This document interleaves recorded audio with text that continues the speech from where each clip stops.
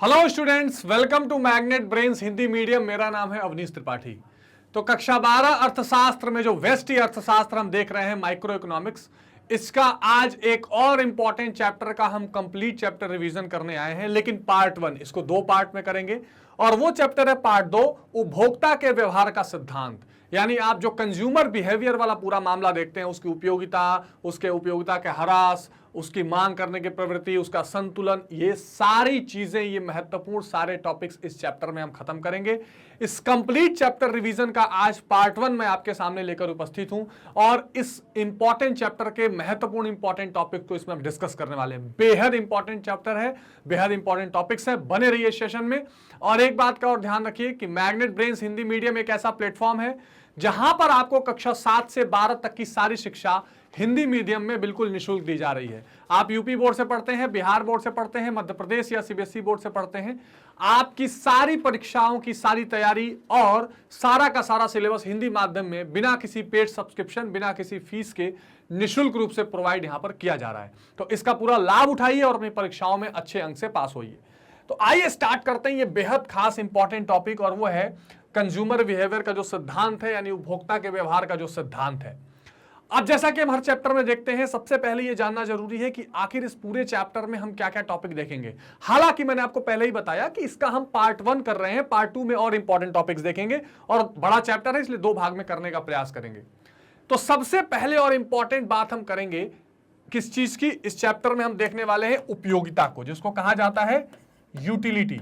अब जिसने first chapter पढ़ लिया हो, जिसने नहीं पढ़ा हो प्लीज जाके फर्स्ट चैप्टर देख लीजिएगा। मैंने यूटिलिटी के बारे में थोड़ा सा ब्रीफ आपको किया था कि यूटिलिटी क्या है। यूटिलिटी का मतलब है कि आप किसी भी वस्तु की उपयोगिता को नष्ट कर देते हैं। जैसे मान लीजिए इस पेन की उपयोगिता है कि इससे कुछ लिखा जाए, है ना, और मान लीजिए इस पेन की उपयोगिता है इससे लिखा जाए और मैं लिख लिख के स्याही खत्म कर दूं, तो इसका मतलब कि हमने इसकी उपभोग को, इसके उपयोगिता को समाप्त कर दिया। तो उपयोगिता को समाप्त करना बनता है उपभोग। और उपयोगिता अपने आप में क्या है?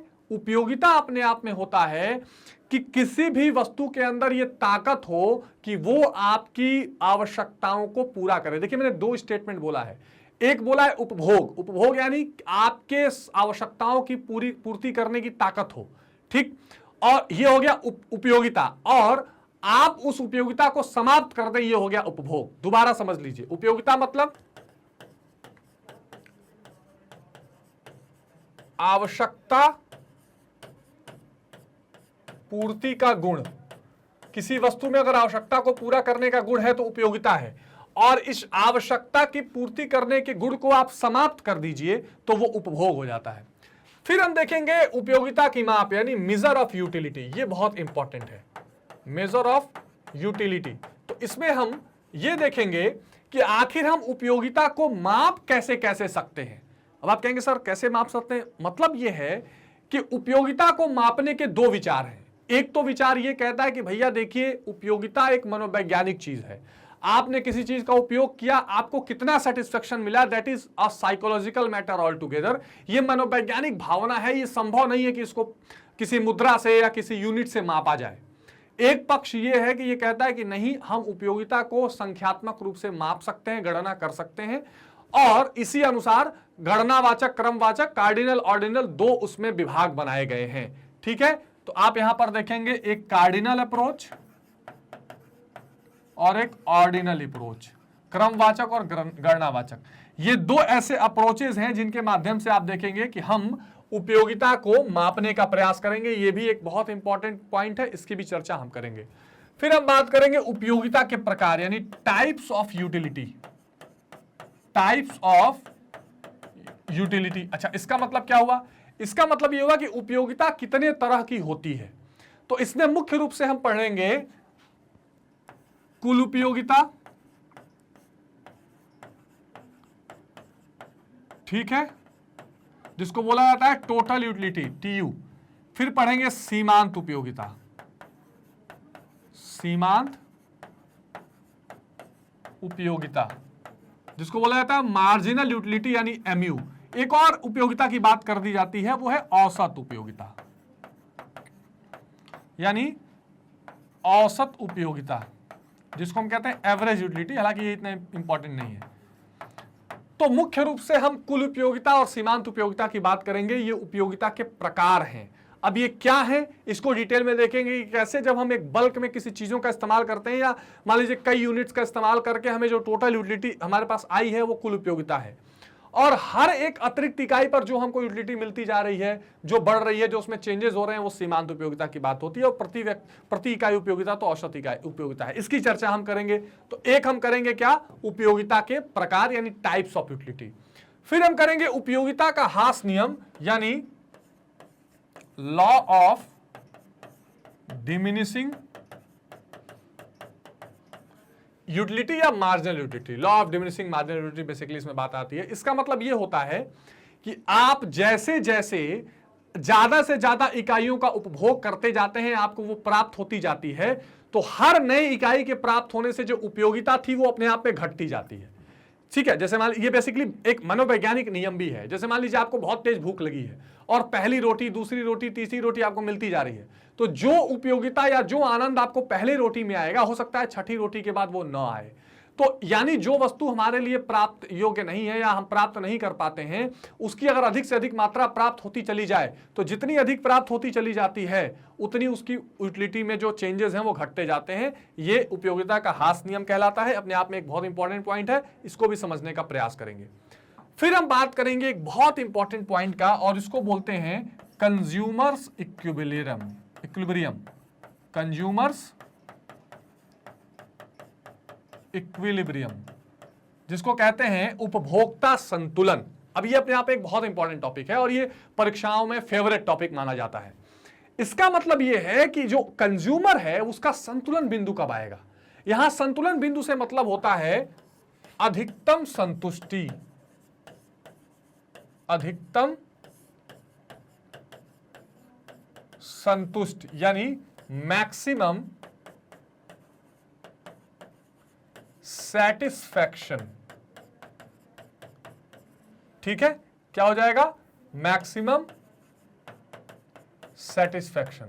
यानी देखिए, अब यहां पर दो बातें हो जाएंगी। एक तो उपभोक्ता संतुलन का तो सीधा अर्थ ये हो जाएगा कि उपभोक्ता अपनी आय का खर्च इस प्रकार वस्तुओं पर करे कि उसे अधिक से अधिक या मैक्सिमम सेटिस्फैक्शन प्राप्त हो।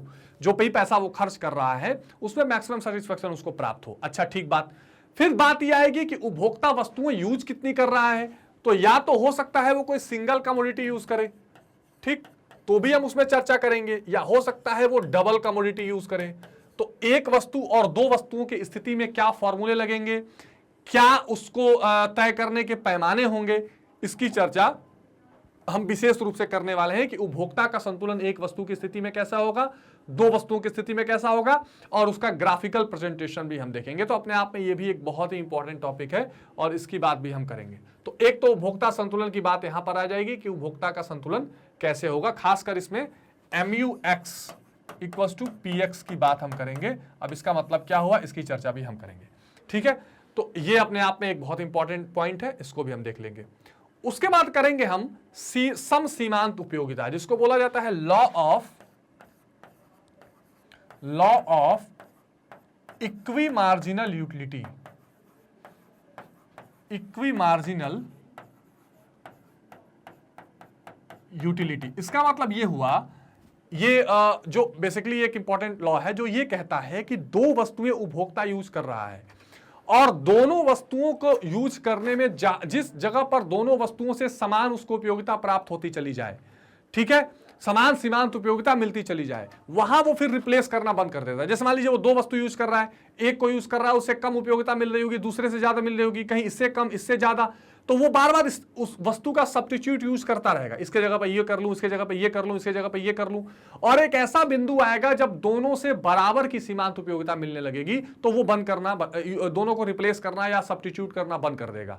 ऐसी स्थिति में सम सीमांत उपयोगिता का नियम लागू होगा। ये भी एक इंटरेस्टिंग टॉपिक है, इसको देखेंगे। तो ये आप देखिए कितने महत्वपूर्ण और इंपॉर्टेंट टॉपिक्स की बात करेंगे। और अगर आप ध्यान से देखेंगे तो ये सारा मामला क्या है, ये सारा मामला मनोवैज्ञानिक है, मनोवैज्ञानिक है।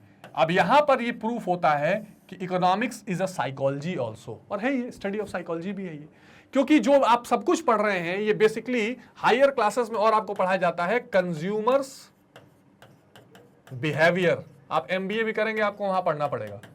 ये टोटली आप कंज्यूमर बिहेवियर वाली चीजें पढ़ रहे हैं। तो ये इतनी इंपॉर्टेंट टॉपिक्स हैं जो आपके एग्जामिनेशन बोर्ड के लिए भी जरूरी है और आगे भी बहुत इंपॉर्टेंट काम आता है, इसकी चर्चा करेंगे। कुछ और टॉपिक हैं जो इस चैप्टर के हैं जिसको हम पार्ट 2 में थोड़ा ज्यादा देखेंगे, जैसे अनधिमान वक्र या अनादिमान वक्र भी कहते हैं, इसको तटस्थता वक्र भी कहते हैं, तटस्थता वक्र, इसको उदासीन वक्र भी कहते हैं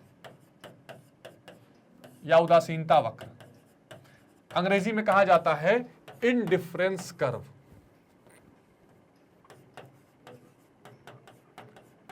इंडिफरेंस कर्व, तो थोड़ी सी चर्चा इसकी भी करेंगे, जिसका शेप कुछ ऐसे होता है। अब ये क्या है? ये ऐसा कर्व है जो ये दिखाता है दो वस्तुओं के ऐसे संयोग को दिखाता है जिससे उपभोक्ता को समान संतुष्टि प्राप्त हो। उपभोक्ता की आय सीमित है, तो किसी दो वस्तु को जब वो यूज करेगा, जैसे हमने पीपीसी में देखा था, तो जब वो दो वस्तु को यूज करेगा तो दोनों वस्तु को तो खरीद नहीं सकता क्योंकि आय उसकी सीमित है, उसका एक निश्चित बजट है, तो वो अपने बजट को दो वस्तुओं पे ऐसे खर्च करे कि उसकी संतुष्टि समान बनी रहे। तो उससे अलग अलग संयोग बनते हैं, है ना। उन संयोगों को जब हम इस एक कर्व पर दिखाते हैं तो उसको कहा जाता है इंडिफरेंस कर्व, यानी आईसी अनधिमान वक्र। तो ये एक बहुत इंपॉर्टेंट टॉपिक है, इसको भी देखेंगे, अपने आप में बहुत इंपॉर्टेंट है। फिर उपभोक्ता संतुलन अनधिमान वक्र द्वारा, यानी इंडिफरेंस कर्व के द्वारा भी हम उपभोक्ता का संतुलन दिखाएंगे, कंज्यूमर इक्विलिब्रियम। देखिए, कंज्यूमर इक्विलिब्रियम दिखाने के तीन तरीके हैं, एक वस्तु की स्थिति में, ठीक है, एक दो वस्तुओं के स्थिति में, और उसके अलावा उपभोक्ता संतुलन हम अनधिमान वक्र या इंडिफरेंस कर्व के द्वारा भी दिखाते हैं। तो ये भी एक इंपॉर्टेंट टॉपिक होता है, जहां पर हम बेसिकली ये दिखाते हैं कि जो बजट रेखा होती है वो जहां पर अनधिमान वक्र को टच करती है वहां पर उपभोक्ता का संतुलन, कंज्यूमर्स इक्विलिब्रियम पाया जाता है। अब इसका क्या लॉजिक है, इसकी पूरी डिटेल चर्चा हम इस टॉपिक में करेंगे। तो ये भी एक बहुत महत्वपूर्ण टॉपिक है, एग्जामिनेशन में बहुत पूछा जाता है। फिर सीमांत प्रतिस्थापन दर, मार्जिनल रेट ऑफ सब्स्टिट्यूशन, ये बहुत इंपॉर्टेंट बात है, इसको भी देखेंगे। मार्जिनल रेट ऑफ सब्स्टिट्यूशन, इसका मतलब क्या होता है? इसका मतलब ये होता है कि जब आप अनधिमान वक्र पढ़ेंगे तो उसमें देखेंगे कि एक वस्तु का उपभोग के लिए दूसरा वस्तु वो छोड़ रहा है और दोनों में मैनेज कर रहा है, तो एक के लिए जो दूसरा वो छोड़ेगा वो किस रेट से त्याग करता है, ये मार्जिनल रेट ऑफ सब्स्टिट्यूशन कहलाता है। फिर हम पढ़ेंगे घटती हुई सीमांत प्रतिस्थापन दर का सिद्धांत, यानी लॉ ऑफ डिमिनिशिंग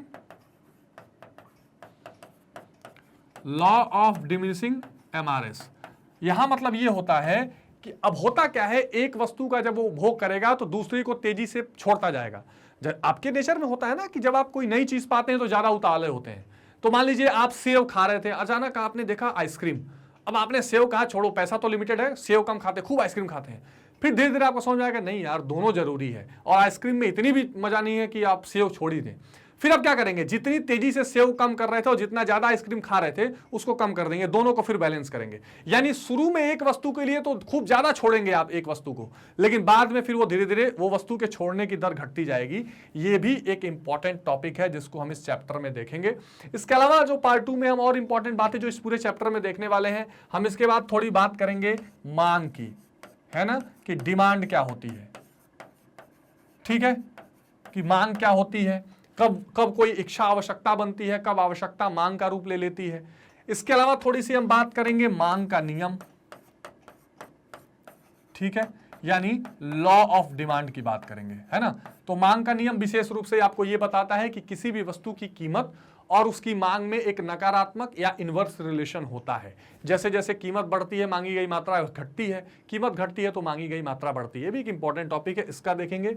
और लास्ट में एक हम देखेंगे मांग की लोच, मांग की लोच, यानी जिसको बोलते हैं इलास्टिसिटी ऑफ डिमांड।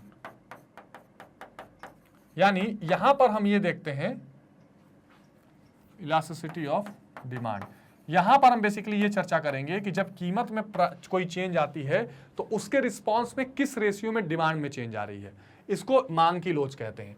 तो ये कुछ ऐसे इंपॉर्टेंट पॉइंट्स हैं, ऐसे इंपॉर्टेंट टॉपिक हैं जो हम इस चैप्टर में देखने वाले हैं, जो बेहद खास हैं, और आप बिल्कुल स्टिक टू द वीडियो बनके एकदम अच्छे से एक एक टॉपिक को समझिए। मैं बहुत डिटेल में डिस्कशन करने वाला हूं, कोई शॉर्टकट रूट यहां पर नहीं अपनाया जाएगा, और डिटेल पढ़कर आप इसके एक एक पॉइंट्स, एक एक टॉपिक को बहुत इजीली फॉलो कर सकते हैं, बहुत इजीली आप इनको कवर कर सकते हैं। तो क्या पढ़ना है ये तो क्लियर हो गया। आइए अब स्टार्ट करते हैं अपना सबसे पहला और इंपॉर्टेंट टॉपिक, और वो है उपयोगिता यानी कि यूटिलिटी। अब देखिए मैंने आपको शुरू में बताया यूटिलिटी का मतलब क्या है। आपके लिए कोई चीज उपयोगी क्यों होगी? आपके लिए कोई चीज उपयोगी तब होगी जब वो आपकी आवश्यकताओं को पूरा करे। समझिए, मान लीजिए आपने 5 करोड़ रुपए की गाड़ी खरीद रखी है, लेकिन आप जिस शहर में रहते हैं उस शहर की सड़कों पे वो गाड़ी चल नहीं सकती, 1 इंच भी नहीं चल सकती। क्या वो आपके लिए उपयोगी है? नहीं है। लेकिन अगर आपके पास 500 रुपए की साइकिल है पुरानी, और उससे आप रोज जहां जाना है जा सकते हैं, देन इट इज यूजफुल। तो पहली बात तो उपयोगिता का दाम या महंगी चीजों से कोई लेना देना नहीं है। उपयोगिता का सीधा मतलब है want satisfying power, want satisfying power, यानी आपके इच्छाओं की संतुष्टि या पूर्ति करने का अगर दम है, अगर उसके अंदर ये गुण है ना, यानी इच्छा पूर्ति का गुण उसके अंदर है, आवश्यकता पूर्ति का गुण अगर उसके अंदर है, तो वो मांग कहलाएगी, सॉरी उपयोगिता कहलाएगी। ठीक है। उपयोगिता से आशय किसी वस्तु या सेवा की आवश्यकता पूर्ति की शक्ति से होता है। अगर किसी भी वस्तु या सेवा भी रहेगा, ध्यान रखिए, सेवा मतलब services, banking, transportation, telecommunication, engineering, जो भी सेवाएं आप लेते हैं वो भी, तो आपके आवश्यकताओं की पूर्ति की शक्ति अगर उस वस्तु या सेवा में है तो वो उसकी उपयोगिता कहलाएगी। क्लियर है?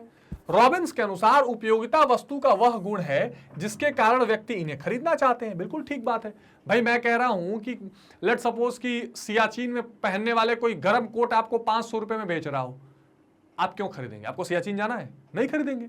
लेकिन अगर 2000 रुपए की भी पैंट है जो आपके लिए अच्छी लग रही है तो आप उसको खरीदेंगे। तो जिस कारण से आप किसी चीज को खरीदते हैं वही आपकी उपयोगिता होती है।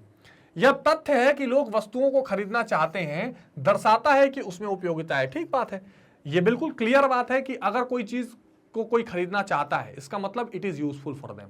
आप कभी भी कोई चीज यूजफुल होगी अगर आपके लिए तभी खरीदेंगे। मैक्सिमम टाइम तो आपको फ्री में भी कोई देगा कोई चीज और आपके काम की नहीं होगी तो कहेंगे मैं क्या करूंगा इसका, है ना। तो ये बिल्कुल इंपॉर्टेंट बात है जिसको आप ध्यान में रखेंगे। ठीक है। उपयोगिता की विशेषताएं क्या है? ये एक आत्मनिष्ठ धारणा है। आत्मनिष्ठ धारणा यानी हर व्यक्ति के लिए अपनी अपनी व्यक्तिगत अपने सोच के अनुसार है। कोई चीज आपके लिए उपयोगी है कि नहीं, दैट डिपेंड्स अपॉन यू। ये बिल्कुल आत्मनिष्ठ है। ये बिल्कुल ऐसा नहीं है कि ये कोई सामूहिक धारणा है। उपयोगिता को लाभदायकता के साथ समानित नहीं किया जा सकता है। बिल्कुल ठीक बात है। कोई उपयोगिता जो है वो हमेशा प्रॉफिटेबल हो ये जरूरी नहीं है। कई बार कोई चीज आपके लिए प्रॉफिट की नहीं है पर आपके लिए उपयोगी हो सकती है। जैसे जो व्यक्ति सिगरेट पी रहा है, क्या उसको कभी लाभ मिलेगा? उससे नहीं मिलेगा ना, लेकिन वो उसके लिए उपयोगी है। हो सकता है कोई चीज ऐसी है जो आपको रोज घाटा देती हो पर आपके लिए उपयोगी है तो आप करेंगे। तो ये भी एक बात है। उपयोगिता का नैतिकता से कोई संबंध नहीं। बिल्कुल ठीक बात। कोई चीज मोरल है, एथिकल है, मोरालिटी उसमें है कि नहीं, उससे मतलब नहीं है। हमारे काम की चीज है तो हम करेंगे। जैसे मान लीजिए कि किसी व्यक्ति के लिए AK-47 गन है, उसको लेके वो घूमेगा चारों ओर, उसको अपनी सुरक्षा, तो अब ये जो नहीं कि एथिकली और मोरली तो समाज में उसको ये चीजें हथियार लेके नहीं घूमनी चाहिए, किसी को मारना नहीं चाहिए, पर उसके लिए उपयोगी है। तो उपयोगिता का नैतिकता या मोरालिटी से, या मान लीजिए कोई शराबी है तो नैतिकता तो कहती है कि शराब नहीं पीना चाहिए पर वो पी रहा है, उसके लिए वही उपयोगी है।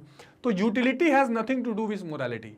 ये बिल्कुल आत्मनिष्ठ व्यक्तिगत मामला है, पर्सनल मामला है, जिसको किसी भी चीज में घाटा हो या अनैतिक हो, अगर वो हो सकता है उसके लिए उपयोगी हो। उपयोगिता अमूर्त होती है, मतलब कि आपको दिखाई नहीं देगी लेकिन आपको महसूस होगी कुल मिला जुलाकर, है ना। ऐसा नहीं कि दिखाई देगा कि ये देखिए उपयोगिता दिखाई दे रही है, नहीं नहीं, आप फील करेंगे कि आपके लिए उपयोगी है। आ रही बात समझ में? तो लेट सपोज अगर आप मान लीजिए कि पंखे की हवा चला के रात को गर्मी में सो रहे हैं तो आपको हवा कहीं घूमती हुई दिखाई थोड़ी देगी, लेकिन आप फील कर रहे हैं कि आपके लिए उपयोगी है। उपयोगिता वस्तु और उपभोक्ता के संबंध पर निर्भर होती है। बिल्कुल ठीक बात है। तो जो वस्तु है और जो कंज्यूमर है उनका आपस में क्या रिलेशन है, इस पर डिपेंड करता है कि उपयोगिता क्या है। भाई मान लीजिए एक कमरे में एक व्यक्ति बैठा हुआ है जो बिल्कुल शराब नहीं पीता है और उसके सामने खूब महंगी शराब का पैक बना के रखा हुआ हो, लेकिन संबंध दोनों का नहीं है क्योंकि दोनों को एक दूसरे से मतलब नहीं है, तो क्या वहां उपयोगिता होगी? नहीं होगी। तो जो वस्तु होती है और जो उपभोक्ता होता है, उनका जो आपस का संबंध है वो उपयोगिता उसी पर निर्भर करती है। अब एक एक करके इसको देख लेते हैं। उपयोगिता एक आत्मनिष्ठ धारणा है। उपयोगिता किसी वस्तु का निजी गुण नहीं है, यह एक मनोवैज्ञानिक यानी साइकोलॉजिकल बात है। वस्तु के उपभोक्ता की मानसिक स्थिति पर निर्भर होता है। बिल्कुल ठीक बात, जैसी मानसिक स्थिति होगी, जो उसकी सोच होगी, जो उसकी डिमांड होगी, उस पर उपयोगिता निर्भर करेगी। एक ही वस्तु दो अलग अलग मानसिक स्थितियों में भिन्न भिन्न उपयोगिता प्राप्त हो सकती है। ठीक बात है। जैसे मान लीजिए एक आपके घर में कोई बड़ा अच्छा म्यूजिक सिस्टम रखा हुआ है ना, और आप आते हैं और आप म्यूजिक चला के बैठ जाते हैं। अब आपको खूब आनंद आ रहा है, लग रहा है कि वाह ये म्यूजिक सिस्टम कितनी काम की चीज है। अब लेट सपोज कि घर में कोई बहुत बड़ा झगड़ा हो गया और वही म्यूजिक सिस्टम कोई चला के ऑन कर दे, आप उसको तोड़ के फेंक देंगे, बोलेंगे यार इस समय मेरी स्थिति दिमाग खराब है और तुम म्यूजिक बजा रहे हो। इसका मतलब कि अलग अलग मानसिक स्थितियों में उपयोगिता जो है बदलती रहती है। तो ये बहुत ही आत्मनिष्ठ धारणा है, इस बात का आप ध्यान रखिएगा, पूरा मनोविज्ञान पे टिका हुआ है। फिर लाभदायकता से के साथ सम्मानित नहीं कर सकते, यानी उपयोगिता और लाभदायकता दोनों अलग अलग हैं। संभव है एक वस्तु लाभदायक ना हो परंतु किसी व्यक्ति विशेष के लिए उपयोगी हो, जैसे सिगरेट, शराब। यानी हो सकता है कि कोई चीज आपको प्रॉफिट ना दे रही हो लेकिन आपको यूजफुल लग रही हो, आपको यूटिलिटी उसमें उपयोगिता नजर आ रही हो, तो ऐसा भी देखने को मिल सकता है। ये भी इंपॉर्टेंट है। उपयोगिता का नैतिकता से कोई मतलब नहीं। विभिन्न वस्तुओं का उपभोग सामाजिक मान्यताओं से अनैतिक होता है, कानूनी दृष्टि से गलत होता है, परंतु आर्थिक दृष्टि से उपयोगिता होती है। अब कोई ड्रग्स है, अफीम है, चरस है, गांजा है, क्या है, जो लेता है उसके लिए तो उपयोगी है, लेकिन वो नैतिक रूप से भी गलत है, सामाजिक रूप से भी गलत है, कानूनी रूप से भी गलत है। तो ये यहां पर बात आ रही है। उपयोगिता अमूर्त होती है, इसका कोई भौतिक स्वरूप आप फिजिकली नहीं देख सकते, उसे ना तो देखा जा सकता है ना छुआ जा सकता है, उसे क्या किया जा सकता है, केवल महसूस किया जाता है। It can be felt, neither touched nor जिसको कह सकते हैं कि सीन। तो ये इंपॉर्टेंट है। उपयोगिता वस्तु और उपभोक्ता के संबंध पर निर्भर होती है। सभी वस्तुएं सभी व्यक्तियों के लिए प्रत्येक समय समान रूप से उपयोगी नहीं होती। पानी एक प्यासे व्यक्ति के लिए उपयोगी है परंतु उस व्यक्ति के लिए नहीं जो प्यासा नहीं है। ठीक बात है, अलग अलग जो संबंध और उसका मतलब जिसको उसकी जरूरत है उसी के लिए उपयोगी है, नहीं तो वो उपयोगी नहीं है। तो ये हमने क्या देखा, उपयोगिता का मतलब समझा। कुल मिला के हम समझ गए कि किसी वस्तु के अंदर अगर आपकी आवश्यकताओं को पूर्ति करने की ताकत है, शक्ति है, गुण है, तो वो उपयोगिता कहलाएगी। अगर नहीं है तो वो उपयोगिता नहीं कहलाएगी। अब सवाल ये उठता है कि क्या हम उपयोगिता को माप सकते हैं। अभी हमने कुछ देर पहले देखा कि उसका मूर्त रूप नहीं है, वो अमूर्त है। But whether it can be जिसको कह सकते हैं कि मेजर्ड और नॉट, तो इस मामले में अर्थशास्त्र में दो यहां पर थियरीज चलती हैं। ठीक है, जब आप उपयोगिता की माप करते हैं यानी मेजर ऑफ यूटिलिटी,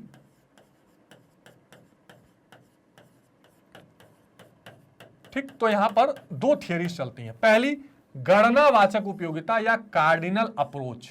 अब देखिए दो यहां पर अलग अलग अर्थशास्त्रियों ने, एक हिक्स एंड एलन और मार्शल, इन्होंने दो अलग अलग थियरी दी। मार्शल का कहना था कि देखिए ऐसा है कि ठीक है उपयोगिता दिखाई नहीं पड़ती है लेकिन हम इसे द्रव्य के रूप में, किसी यूनिट के रूप में माप सकते हैं, ऐसा नहीं है कि नहीं माप सकते, है ना। तो मार्शल ने यह बोला कि भैया ऐसा है कि मूल्य देने की जो तत्परता है उसी से उपयोगिता पता चल जाएगी। आप कितना मूल्य देना चाह रहे हैं उसी से पता लग जाएगा कि कितना उपयोगिता है। और काल्पनिक इकाई यूटिल्स बना दी। उन्होंने कहा कि देखिए आप जितना मूल्य देना चाह रहे हैं, और पैसे की भी सीमांत उपयोगिता होती है, अभी चर्चा करेंगे, तो आप कितना मूल्य किसी वस्तु पर खर्च करना चाह रहे हैं, कितना खर्च करने की तत्परता है, इस हिसाब से किसी चीज की उपयोगिता मापी जा सकती है। और जैसे हर चीज के यूनिट होती है, जैसे आपने सुना होगा ना कि जूल है या न्यूटन है, अलग अलग साइंस में यूनिट्स हैं, ऐसे ही इसको उन्होंने एक यूनिट दिया यूटिल्स, कि हम उपयोगिता को यूटिल्स में माप सकते हैं। आपके सामने क्वेश्चन है तो आप ये लिख सकते हैं कि उपयोगिता किस में मापी जाती है, तो यूटिल्स में। और इसको कहा गया गणनावाचक उपयोगिता यानी कार्डिनल अप्रोच, है ना। यानी उपयोगिता को मापने का जो पहला सिद्धांत है वो क्या है, गणनावाचक, कार्डिनल कहते हैं, जो मार्शल के द्वारा दिया गया। और उसमें यह कहा गया कि हम उपयोगिता को मूल्य के रूप में, द्रव्य के रूप में माप सकते हैं। दूसरा जो आया क्रमवाचक, ये हिक्स एंड एलन का सिद्धांत था। उन्होंने कहा कि देखिए उपयोगिता पूरी तरह मनोवैज्ञानिक है यानी साइकोलॉजिकल है, ये माप सकते हैं, ऐसा कोई इसमें थियरी नहीं है। It can not be measured, बिल्कुल सीधी सी बात है, मापे जाने होने वाला कोई कंसेप्ट नहीं है। अनुभव के हिसाब से हाँ क्रम दिया जा सकता है कि ज्यादा उपयोगिता है, उपयोगी है कि कम उपयोगी है, इसका आप एक सीक्वेंस बना सकते हैं। एक क्रम बना सकते हैं, लेकिन आप इसको माप सकते हैं, इसमें कोई मेजर कर सकते हैं, ऐसा बिल्कुल नहीं है। तो दोबारा मेरे साथ बोलिए, गणनावाचक उपयोगिता जिसे कार्डिनल बोलते हैं, किसके द्वारा दिया गया? मार्शल के द्वारा। क्या बोला गया? उपयोगिता को मापा जा सकता है द्रव्य के रूप में, और मापने की जो इन्होंने इकाई दी है वो क्या दी है? यूटिल्स दी है। दूसरा जो कंसेप्ट देखने को मिला, क्रमवाचक उपयोगिता यानी ऑर्डिनल, हिक्स एंड एलन का सिद्धांत था, और उन्होंने कहा कि उपयोगिता एक मनोवैज्ञानिक कंसेप्ट है, इसको बिल्कुल भी मापा नहीं जा सकता। अनुभव के हिसाब से आप क्रम दे सकते हैं, उसको एक सीक्वेंस दे सकते हैं, पैटर्न दे सकते हैं, लेकिन मापना बिल्कुल भी संभव नहीं है। तो अब आपको एक क्लियर हो गया होगा। देखिए यहाँ पे measurement of utility, cardinal, ordinal, can be measured, can not be measured. तो आपसे सीधा क्वेश्चन पूछेगा, उपयोगिता के कौन से अप्रोच में उपयोगिता को नहीं मापा जा सकता? क्रमवाचक। ठीक, किसने दिया? Hicks and Allen. उपयोगिता के कौन से सिद्धांत से उपयोगिता को मापा जा सकता है? गणनावाचक। किसने दिया? मार्शल ने। कौन सी इकाई में मापा जा सकता है? यूटिल्स। तो ये कुछ इंपॉर्टेंट पॉइंट्स हैं जो उपयोगिता से संबंधित हैं। तो उपयोगिता क्या है हमने समझ लिया, इसको माप सकते हैं कि नहीं, इसके दो अलग अलग जो अप्रोचेस हैं इसको भी साधारण भाषा में समझ लिया। और अब हम पढ़ेंगे एक बहुत ही इंपॉर्टेंट टॉपिक, वो है उपयोगिता के प्रकार यानी टाइप्स ऑफ यूटिलिटी। बहुत ही इंपॉर्टेंट। अभी हमने क्या देखा था? ये उपयोगिता के दो वर्ग देखे थे कि माप सकते हैं कि नहीं। अब हम पढ़ेंगे उपयोगिता के प्रकार, यानी उपयोगिता कितने भागों में बांटी जा सकती है, कौन कौन सी उपयोगिता होती है, इनका आपस में क्या संबंध है, और इनका कर्व या ग्राफ किस प्रकार आप बना के प्रस्तुत कर सकते हैं। तो अब देखिए, तो जो कुल उपयोगिता है क्या है? टोटल यूटिलिटी, और एक है सीमांत उपयोगिता जो है मार्जिनल यूटिलिटी। तो कुल उपयोगिता, सीमांत उपयोगिता। अब जैसे मान लीजिए आप किसी वस्तु का उपभोग कर रहे हैं, लेट सपोज कोई ब्रेड है ना, तो या रोटी है, मान लीजिए यहां यूनिट है। अब इसमें आपने एक रोटी खाई, दो रोटी खाई, तीन रोटी खाई, चार रोटी खाई। तो अब जब एक रोटी आप खाएंगे तो आपको मान लीजिए लेट सपोज कि 2 की उपयोगिता प्राप्त हुई, है ना, 2 उपयोगिता आपको मिली। फिर इसके साथ दूसरी खाई, 4 मिली, 6 मिली, 8 मिली, 10, 12, ऐसे आपको क्या होती चली जाएगी? ऐसे आपको यूटिलिटीज मिलती चली जाएंगी।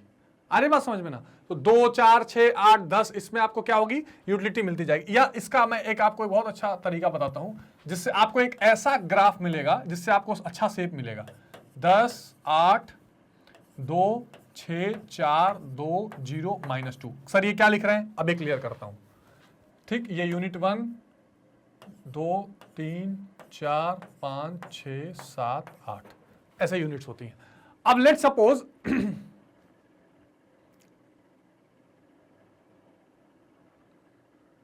हाँ ठीक है, बिल्कुल ठीक। अब ये 10, 18, 20, 26, 26, 30, 28, 30 ऐसा कर सकते हैं। अब होता क्या है, देखिए बहुत ध्यान से समझिए। मान लीजिए लेट सपोज आपने एक रोटी खानी शुरू की। जैसे ही आप रोटी खा रहे हैं आपको ये सारी यूटिलिटी मिल रही है। 1 खाई 10 मिली, 2 खाई 18 मिली, 3 खाई 20 मिली, 4 खाई 26 मिली, 18, 2, 20, ठीक है ना, 10, 8, 18, 18, 2, 20, 20, 6, 26, 26, 30, 32 ये सारी आपको यूटिलिटी मिल रही है। सर आप कहेंगे ये जोड़ क्यों रहे हैं? अभी मैं सब समझाऊंगा, बिल्कुल निश्चिंत रहिए। अब होता क्या है, सिंपल अगर आप अभी कुल उपयोगिता समझिए, तो किसी भी यूनिट का जब आप उपभोग करते हैं तो उससे आपको कुछ उपयोगिता प्राप्त होती चली जाएगी, और ये जो टोटल आपको उपयोगिता प्राप्त हो रही है इसी को हम कहते हैं कुल उपयोगिता। ठीक बात।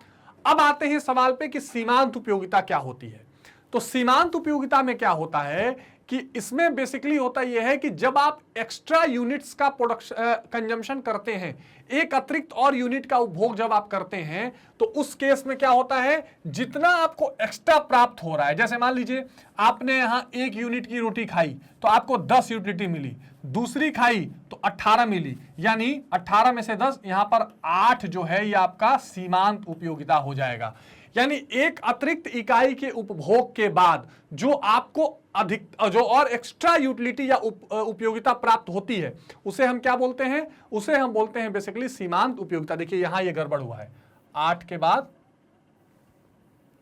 ये, हाँ 6, 20 में से 18 8, फिर 26 में से 20 ये 6 हो जाएगा यहाँ थर्ड यूनिट पे। ये फिर 30 में से 26 4 हो जाएगा, फिर ये 2 हो जाएगा, फिर ये 0 हो जाएगा और ये -2 हो जाएगा। ये सही है। अब देखिए जैसे आपने तीसरी यूनिट की, ये 20 मिला आपको, तो 20 में से 18 जस्ट अ सेकेंड 10, ये गड़बड़ी हो गई थी यहाँ पे। मैं आपको फिर से एक टेबल बताता हूँ, ध्यान से समझिए। ये यूनिट है 1 2 3 4 5 6 7, ये टोटल यूटिलिटी और ये मार्जिनल यूटिलिटी। तो जब भी आप, अब ध्यान से शुरू से समझ लीजिए, जब भी आप मार्जिनल यूटिलिटी एग्जाम में बनाएंगे तो कैसे बनाएंगे, ये टेबल आपको जब भी बनाना होगा कैसे बनाऊंगा, मैं आपको शॉर्टकट ट्रिक बता रहा हूं। तो आप शुरू से 10 से शुरू करिएगा, 10 8 6 4 2 0 -2, पहले सीमांत उपयोगिता लिख लीजिएगा, ठीक। फिर यहाँ पे ये मैं इसलिए टेबल बता रहा हूं कि फिर ये ऐसा टेबल है ना जिससे बिल्कुल आपका अच्छा ग्राफ शेप में बन जाएगा, ठीक। अब 10 का 10 पहला सीमांत उपयोगिता और कुल उपयोगिता बराबर होता है। अब जोड़ते जाइए, 10 8 18, 18 6 24, 24 4 28, 28 2 30, 30 और 0 30, 30 -2 28। ये आपका बिल्कुल सही टेबल है, ठीक।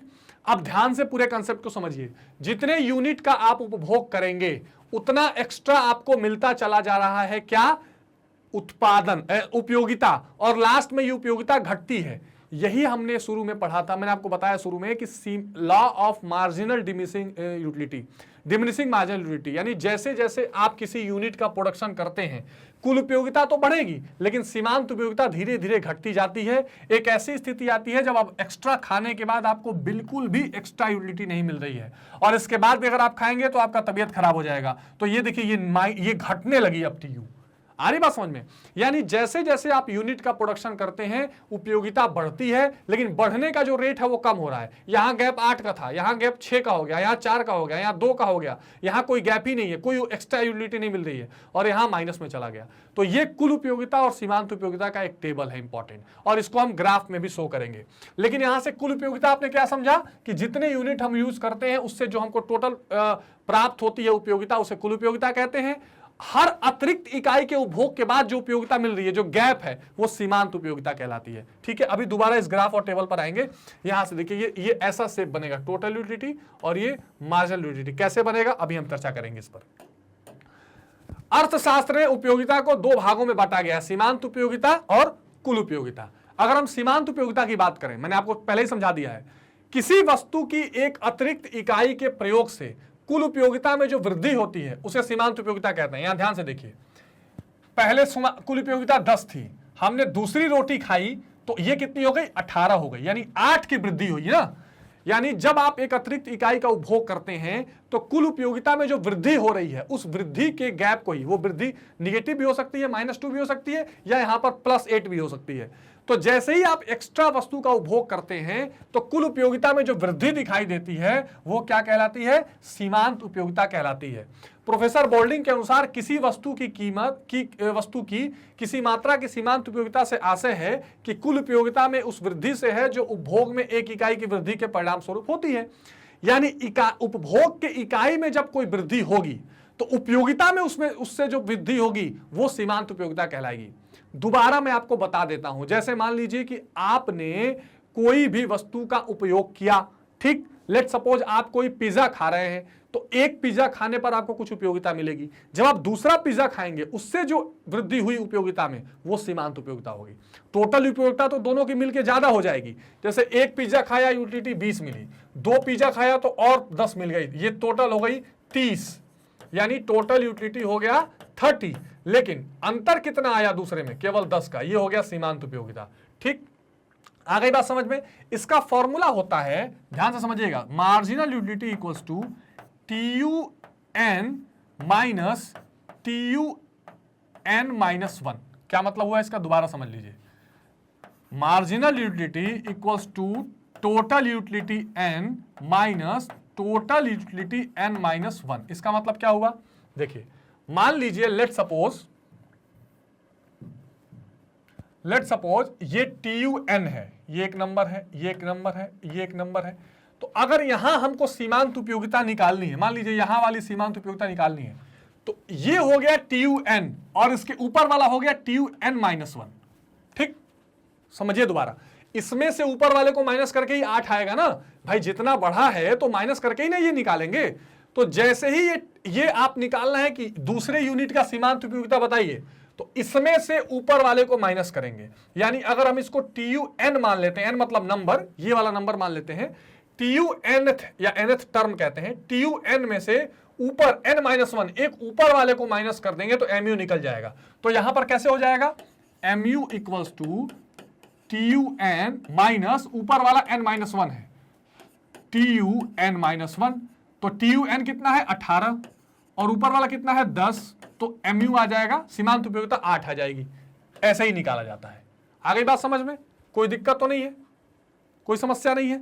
और mu को जब आप जोड़ते हैं, है ना, इन दोनों mu को अगर आप जोड़ देंगे तो यहां पे TU निकल जाएगा। इसकी चर्चा भी हम करेंगे, तो ये बहुत इंपॉर्टेंट है। mu equals to TUN minus TUN-1, ये नोट कर लीजिएगा। ये सीमांत उपयोगिता की कहानी है।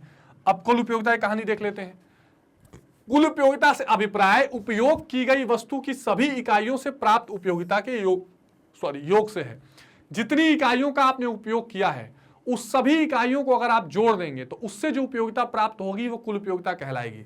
प्रोफेसर मेयर्स के अनुसार कुल उपयोगिता संतुष्टि की वह मात्रा है जो वस्तु की निश्चित मात्रा के उपयोग से या उसके स्वामित्व से प्राप्त होती है। किसी भी वस्तु की जो मात्रा या स्वामित्व होगा उससे जो प्राप्त होगी उपयोगिता वो कुल उपयोगिता कहलाएगी। या आप कह सकते हैं, जैसे यहां देखिए, कुल उपयोगिता से अभिप्राय उपयोग की गई वस्तु की सभी इकाइयों की प्राप्त उपयोगिता से है। कुल उपयोगिता संतुष्टि की वह मात्रा है जो वस्तु की निश्चित मात्रा के उपयोग से और उसके स्वामित्व से प्राप्त होती है। 2 रोटी खाए, 3 रोटी खाए, सारी उपयोगिता मिलेगी। अन्य शब्दों में किसी वस्तु की उत्तरोत्तर इकाइयों के उपयोग से प्राप्त सीमांत उपयोगिता का योग कुल उपयोगिता है। एग्जाम्पल देख लीजिए, जैसे जैसे आप उपयोग करते जाएंगे तो सीमांत उपयोगिता यहां मिलेगी, उस सब को अगर आप जोड़ देंगे तो वो भी कुल उपयोगिता होती है। यहां कुल उपयोगिता कितनी हो रही है, देखिए 10, 18, 24, 28, 30, मैक्सिमम आपको 30 उपयोगिता मिली है। ये 30 उपयोगिता ये सीमांत उपयोगिता को जोड़ेंगे तो भी आएगी। 10, 8, 18, 18 6, 24, 4, 28, 2, 30 और 30 प्लस 0, 30 माइनस 2, फिर ये 28, यानी लास्ट में आपको 28 तक उपयोगिता मिली है ना, वो यहां पे आ गई। देखिए समझ रहे हैं ना, ये आप लास्ट में 28 तक पहुंचे हैं उपयोगिता लेकर, यही आपको क्या है टोटल मिलाकर यहां पर इन सब को जोड़ेंगे तो भी आ जाएगी। यानी मैक्सिमम 30 था लेकिन लास्ट आते आते जो आपकी उपयोगिता थी वो 28 थी, वही चीज आपको mu से यहां मिल जाएगी। तो टोटल यूटिलिटी क्या है, mu का योग भी है, सीमांत उपयोगिता का योग भी कुल उपयोगिता कहलाता है। और या तो आप ऐसे कह लीजिए कि सभी इकाइयों का उपभोग करने के बाद आपके पास जो उपयोगिता होती है उसे आप कुल उपयोगिता कहते हैं। तो बहुत सिंपल सा कंसेप्ट है, U1 plus U2 plus U3 plus UN, ये सब मिला के TUN बनता है। अगली बात समझ में कोई दिक्कत तो नहीं है, तो ये TUN बनता है। TUN का ये फॉर्मूला है, इसको आप लिख सकते हैं, टोटल यूटिलिटी कहलाती है। अब यहां पर इस ग्राफ के माध्यम से आप इस संबंध को आसानी से समझ सकते हैं। मान लीजिए ये सेब फल की इकाइयां हैं, ठीक, कोई सेब फल इस्तेमाल कर रहा है, जब वो 0 यूनिट की यूज करता है तो सीमांत उपयोगिता भी 0 है, कुल उपयोगिता भी 0 है। फिर वो एक फल खाता है तो उसको 20 इकाई का यूटिलिटी मिलती है, ठीक। तो पहले इकाई में सीमांत उपयोगिता और कुल उपयोगिता दोनों बराबर होगी, इसमें कोई दिक्कत नहीं है। फिर वो दूसरी इकाई यूज करता है तो उसको 35 मिलती है, तो अब सीमांत उपयोगिता कैसे निकलेगी, TUN में से TUN-1, नीचे में से ऊपर वाले को माइनस करिए, 35 में से 20, 15 आ गया। यानी कितने का चेंज होता है वही सीमांत उपयोगिता होता है। तीसरी यूनिट यूज किया तो 45 मिली, 45 में से 35, 10 आ गया। चौथा किया तो 50 मिला, 5 आ गया। पांचवा किया तो फिर 50 मिला, 0 आ गया, यानी ठीक। छठा किया तो ये माइनस में चला गया, सातवां किया तो माइनस में चला गया। अब इससे 3 स्थितियां आपको दिखाई पड़ती हैं। पहले तो कुल उपयोगिता बढ़ती है, क्योंकि आप नए में कोई भी चीज जब शुरू में खाना उसको इस्तेमाल करना शुरू करेंगे तो आपको लगेगा कि इससे बहुत फायदा है, बहुत लाभ है, और बहुत लाभ जब आपको दिखाई देगा तो आप ज्यादा से ज्यादा इस्तेमाल करेंगे। अब ज्यादा इस्तेमाल करेंगे तो उपयोगिता भी ज्यादा होगी, और सीमांत उपयोगिता लेकिन हर बार घटेगी। जो आपको पहला फल खा के आनंद आएगा वो दूसरे में नहीं आएगा, लेकिन हाँ बढ़ती रहेगी उपयोगिता। फिर एक ऐसी स्थिति आएगी कि अब कुल उपयोगिता यहां पर आकर बिल्कुल 0 हो जाएगी, मतलब कि उसमें कोई बढ़ोतरी नहीं होगी, क्योंकि अब आपका पेट भर चुका है। अब अगर आप यूज करेंगे तो आपको नुकसान होगा, 45 और 35, आपको लगेगा अरे यार वोमिटिंग हो जाएगी, पेट खराब हो जाएगा, तो आपकी सीमांत उपयोगिता माइनस में चली जाएगी। तो इस हिसाब से सीमांत उपयोगिता की 3 स्थितियां होती हैं। एक, कुल उपयोगिता की 3 स्थिति क्या है, बढ़ता हुआ। तो जब सीमांत उपयोगिता कुल उपयोगिता जब बढ़ती है तो सीमांत उपयोगिता धनात्मक रहती है, कम से कम यानी पॉजिटिव रहती है। देखिए ये हमेशा घटती रहेगी, ये तो कंफर्म है, लेकिन पॉजिटिव रहेगी। संबंध आप समझिए कुल उपयोगिता सीमांत उपयोगिता का, जब कुल उपयोगिता बढ़ती है तो सीमांत उपयोगिता धनात्मक यानी पॉजिटिव रहती है। जब कुल उपयोगिता एक जगह आके टिक जाती है तो सीमांत उपयोगिता शून्य हो जाती है। क्वेश्चन बहुत पूछा जाता है, सीमांत उपयोगिता शून्य कब होती है? जब कुल उपयोगिता मैक्सिमम हो और स्थिर हो। यह स्थिर के साथ क्या है? अधिकतम भी है, इससे अधिक नहीं जाएगी, अधिकतम हो, मैक्सिमम हो। और जब सीमांत उपयोगिता घटने लगता है तो कुल उपयोगिता घटने लगता है तो सीमांत उपयोगिता ऋणात्मक हो जाती है। हम इसको बहुत डिटेल में समझेंगे, मैं आइए आपको फिर से समझाता हूं, बहुत आराम से समझ लीजिए, आपके सारे कंफ्यूजन से यहां दूर हो जाएंगे। सो यहां हम रख लेते हैं इकाई, ठीक है, यहां हम रख लेते हैं इकाई 1 2 3 4 5 6 7 मान लीजिए। यहां वैसे ही अपना दिमाग ऐसे ही लगाएंगे, पहले एमयू लिख लेंगे 10 8 तीसरे पे 6 4 2 0 -2। यहां देखिए 10 का पहले पे 10 बराबर रहता है, 10 8 18 18 6 24 24 4 28 28 2 30 30 और 0 30 30 और -2 28। अब आइए इसको ग्राफ बनाते हैं।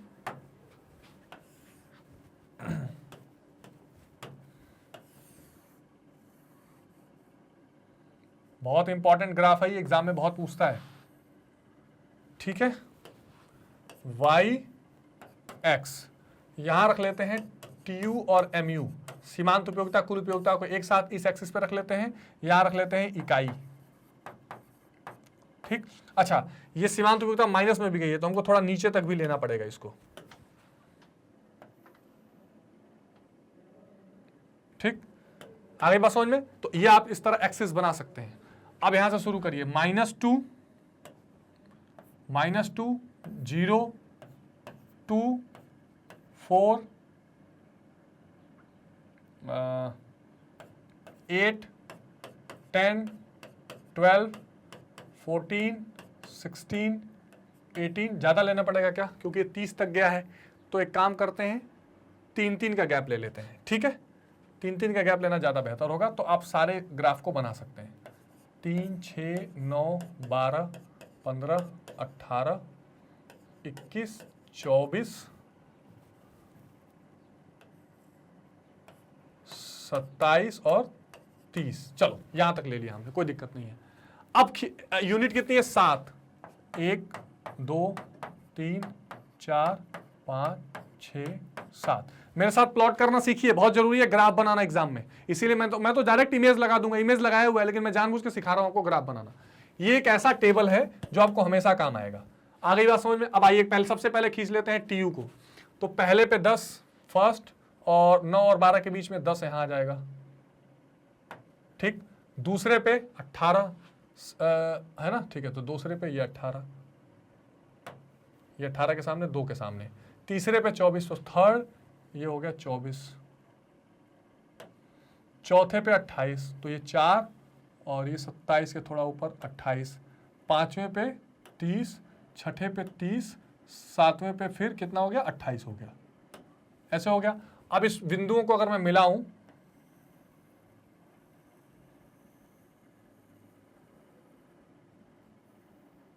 ठीक, कोई दिक्कत? ये आपका हो गया टोटल यूटिलिटी कर्व। अब एमयू जोड़िए, पहले पे वो भी 10 है, यहीं से शुरू होगा। दूसरे पे वो 8 हो गया है, यानी 6 और 9 के थोड़ा नीचे। तीसरे पे वो 6 हो गया है, यानी 6 के सामने। चौथे पे वो 4 हो गया है। पांचवें पे वो कितना हो गया है? पांचवें पे 2। 6 पे 0, सातवें पे -2। तो यहां से आएगा ये 0 होते हुए ये आ गया यहां पर, ये हो गया MU, ये -2 यहां है ना इसके सामने, और ये हो गया TU। अब आपको दिख रहा है इसमें कोई दिक्कत आ रही है? यही टेबल मैंने यहां ग्राफ के रूप में आपको बना के समझाया है ताकि आप संबंध अच्छे से समझ सके। अब बहुत ध्यान से समझिए, 3 चीजें आपको इसमें दिखाई देंगी। और आपको ग्राफ में बताना है कि दिए गए ग्राफ में कैसे लिखना है, ध्यान से समझिए। दिए गए ग्राफ में एक्स एक्सिस पर इकाई ली गई है, वाई अक्षांश या एक्सिस पर हमने टोटल यूटिलिटी और मार्जिनल यूटिलिटी यानी कुल उपयोगिता और सीमांत उपयोगिता दिखाई है। ठीक बात। अब तीन स्थितियां दिखाई दिए गए ग्राफ में या दिए गए चित्र में, जब कुल उपयोगिता बढ़ती है तो सीमांत उपयोगिता घटती है। ठीक, यानी जब कुल उपयोगिता बढ़ती है तो सीमांत उपयोगिता घटती है, लेकिन ये पॉजिटिव में है, ऋण धनात्मक में है। ठीक बात। जब कुल उपयोगिता बढ़ती है तो सीमांत उपयोगिता घटती है, लेकिन ये धनात्मक में है। जब कुल उपयोगिता अधिकतम है, यहां पर 30 देखिए सबसे अधिकतम, तो सीमांत उपयोगिता क्या है, 0 है। यानी जब टोटल यूटिलिटी स्थिर है और अधिकतम है तो सीमांत उपयोगिता 0 है। ये केस 2 हो गया। ठीक है, केस 1 है। तो कुल उपयोगिता जब स्थिर है और अधिकतम है तो सीमांत उपयोगिता 0 है। तीसरी स्थिति क्या है, जब कुल उपयोगिता घटती है तो सीमांत उपयोगिता ऋणात्मक हो जाती है। ये तीसरी स्थिति है। ठीक बात है ना। तो पहली स्थिति क्या है, जब कुल उपयोगिता बढ़ती है तो सीमांत उपयोगिता धनात्मक है, लेकिन सीमांत उपयोगिता घट रही है। दूसरी स्थिति, जब कुल उपयोगिता अधिकतम होती है और स्थिर होती है तो सीमांत उपयोगिता 0 रहती है। और तीसरी स्थिति है, जब कुल उपयोगिता घटने लगती है तो सीमांत उपयोगिता ऋणात्मक हो जाती है। ऐसा संबंध आपको बनाना है। पॉइंट लिखिए, वेरी वेरी इंपॉर्टेंट पॉइंट्स। तो टीयू एमयू संबंध। ठीक, पहला पॉइंट, जब टीयू, यहां बनाए रहिए इसको आप, ठीक है, एमयू टीयू वाई एक्स। ठीक बात। तो जब टीयू बढ़ती है, मैं जानबूझ के आपको साथ साथ में करवा रहा हूं ताकि आपको चीजें रट जाए। जब टीयू बढ़ती है, एमयू धनात्मक होगी, और क्या होगा, जल्दी मेरे साथ पॉइंट बोलिए, और घटेगी एवं घटेगी। पहला पॉइंट क्लियर है, कोई डाउट, कोई समस्या नहीं। अच्छा, दूसरा क्या, जब टीयू अधिकतम एवं स्थिर होगी, तब क्या होगा, तब ये 0 होगा, है ना। तब एमयू 0 होगी। कोई डाउट, कोई समस्या, कोई दिक्कत नहीं। अगर ये संबंध आप सीख गए हो ग्राफ बनाना तो बहुत बड़ा काम हो जाएगा आपका। थर्ड पॉइंट क्या है, ये आगे और जब रेवेन्यू वाला पढ़ेंगे तो भी काम आएगा इसमें। उसके बाद जब टीयू गिरेगी या घटेगी,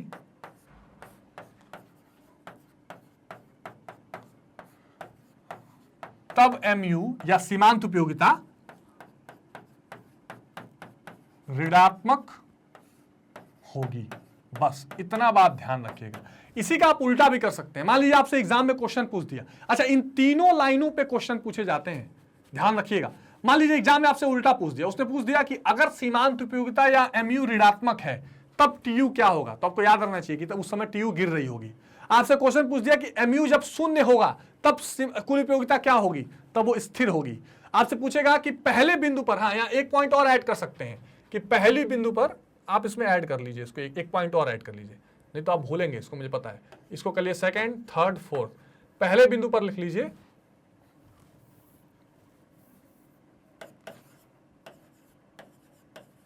प्रथम बिंदु पर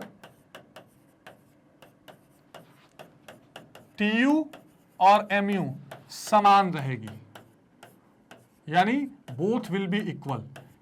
पहले टीयू और एमयू दोनों बराबर रहेंगी, फिर जब टीयू बढ़ेगा तो सीमांत उपयोगिता घटेगी लेकिन धनात्मक रहेगी, और जब टीयू स्थिर है तो सीमांत उपयोगिता 0 और टीयू गिरी तो सीमांत उपयोगिता ऋणात्मक। यह संबंध विशेष रूप से ध्यान रखिएगा, यही चीज यहां पर दिखाने का प्रयास हुआ है। एनी डाउट, कोई कंफ्यूजन, कोई परेशानी, कमेंट बॉक्स में लिखते हुए चलिएगा। बहुत ही इंपॉर्टेंट टॉपिक ये आपके सामने रखा गया है। ठीक है, अब सीमांत उपयोगिता के कुछ रूप जो मैंने आपको अभी बताया, देखिए ये ग्राफ में दिखाए गए हैं किसी एक समय में किसी वस्तु की एक के बाद एक इकाइयों का जब उपयोग करने से उसकी आवश्यकता की तीव्रता क्रमशः कम होती है ना। जैसे जैसे आप यूनिट्स का यूज करेंगे तो उसकी आवश्यकता कम होगी, इसलिए जो मिलने वाला गैप होगा, जो सीमांत टोटल यूटिलिटी में जो गैप होता है वो कम होता जाएगा। इसलिए किसी वस्तु से प्राप्त उपयोगिता धनात्मक, शून्यात्मक या ऋणात्मक हो सकती है। धनात्मक सीमांत उपयोगिता की बात करें तो जब तक हमें किसी वस्तु का उपभोग करने से संतुष्टि प्राप्त होती रहेगी तो संतुष्टि की सीमांत प्राप्त उपयोगिता को धनात्मक सीमांत उपयोगिता कहते हैं। यानी ये वाली जो बात है यहां तक, ये क्या है, ये धनात्मक प्राप्त सीमांत उपयोगिता है। यहां तक आप धनात्मक सीमांत उपयोगिता बोलते हैं, यानी कुछ ना कुछ यूटिलिटी अभी हमें मिल रही है, अभी यूटिलिटी मिलनी रुकी नहीं है, ठीक है। तो इसको कहते हैं धनात्मक सीमांत उपयोगिता। फिर शून्यात्मक कहते हैं जब स्थिर हो जाता है, जब उपयोगिता मिलनी बंद हो जाती है, जब वस्तु के अतिरिक्त इकाइयों के उपभोग से अतिरिक्त संतुष्टि प्राप्त नहीं हो तो उसे शून्यात्मक सीमांत उपयोगिता कहते हैं, ठीक है। कब, ये वाली स्थिति, जब आपको अब एक्स्ट्रा नहीं मिल रहा है, यहां आकर ये 50-50 पे रुक गया है, तो ये शून्यात्मक सीमांत उपयोगिता वाली स्थिति कहलाती है, ठीक। उसके बाद क्या होगा, ऋणात्मक, यानी यदि उपयोगिता की शून्य सीमा के बाद भी हम वस्तु का उपभोग जारी रखें। देखिए यही इसीलिए इकोनॉमिक्स है, आपको बता देगा कि अब सीमांत उपयोगिता मिलनी बंद हो गई है, वस्तु का उपभोग बंद कर दीजिए। लेकिन अगर उसके बाद भी, जैसे मान लीजिए आपका पेट कहता है ना कि भैया आप भर चुके हैं, अब नहीं खाना, अब आप उसके बाद भी ठूसे जाइए तो अब आपको भोगना ही है। तो अगर उसके बाद भी वस्तु का उपभोग जारी रखा जाता है तो उससे व्यक्ति को कष्ट होने लगता है, और ऐसे बिंदु पर सीमांत उपयोगिता ऋणात्मक, या जिसको कहते हैं निगेटिव मार्जिनल यूटिलिटी, निगेटिव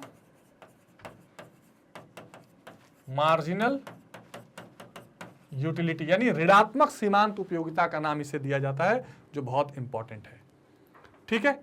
और अब हम बात करेंगे कुल उपयोगिता और सीमांत उपयोगिता में संबंध का, जो मैं आपको ऑलरेडी अभी समझा चुका हूं, उसको देख लीजिए।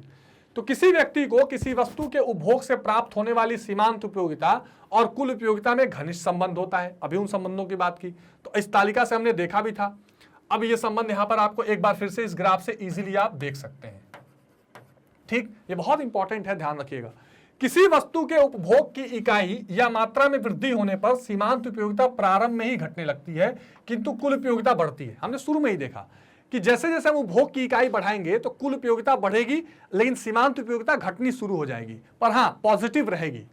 कुल उपयोगिता घटती हुई दर से बढ़ती है। घटती हुई दर से बढ़ने का मतलब पहले 10 का गैप आएगा, फिर 8 का आएगा, फिर 9 का, 7 का आएगा, बढ़ेगी लेकिन बीच का गैप कम हो जाएगा। इसको बोलते हैं इंक्रीजिंग विद डिमिनिशिंग रेट, मतलब बढ़ तो रही है लेकिन गैप कम हो रहा है। तो कुल उपयोगिता घटती हुई दर से बढ़ती है और तब तक बढ़ती है जब तक कि सीमांत उपयोगिता धनात्मक रहती है। तो ये तब तक बढ़ रही है जब तक कि सीमांत उपयोगिता क्या है, यहां पर पॉजिटिव है। लेकिन उसके बाद फिर क्या होगा, जब सीमांत उपयोगिता शून्य होती है तब कुल उपयोगिता अधिकतम होती है। जब ये यहां पर 0 के लेवल पर आ गया तब ये एकदम मैक्सिमम आ जाएगा, जिसकी चर्चा हम अभी कर रहे थे, ठीक बात।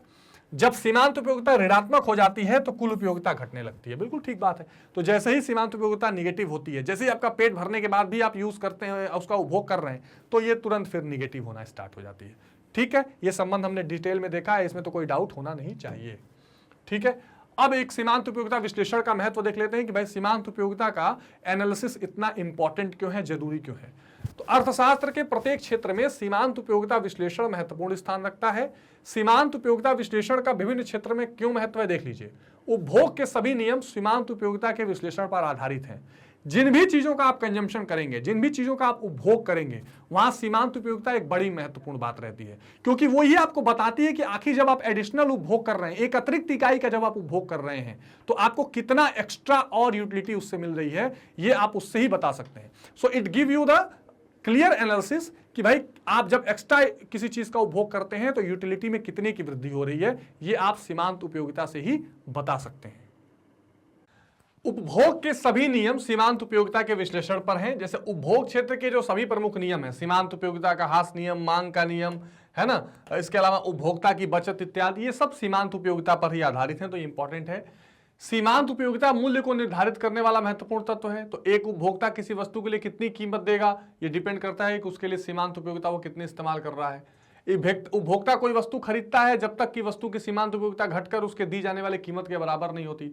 तो ये भी कहीं ना कहीं अपने आप में एक इंपॉर्टेंट फैक्टर है, और उपभोक्ता का संतुलन वाला जो कंसेप्ट है वो यहाँ से डिसाइड होता है। ये इंपॉर्टेंट बात समझ लीजिए कि वो तब तक कोई वस्तु खरीदेगा जब तक वस्तु की जो सीमांत उपयोगिता है यानी MUX जो है वो इक्वल टू PX ना हो जाए, जो मैं संतुलन वाली बात आपसे कर रहा था। जब तक सीमांत उपयोगिता कीमत के बराबर होती है तभी तक वो वस्तु को खरीदता है।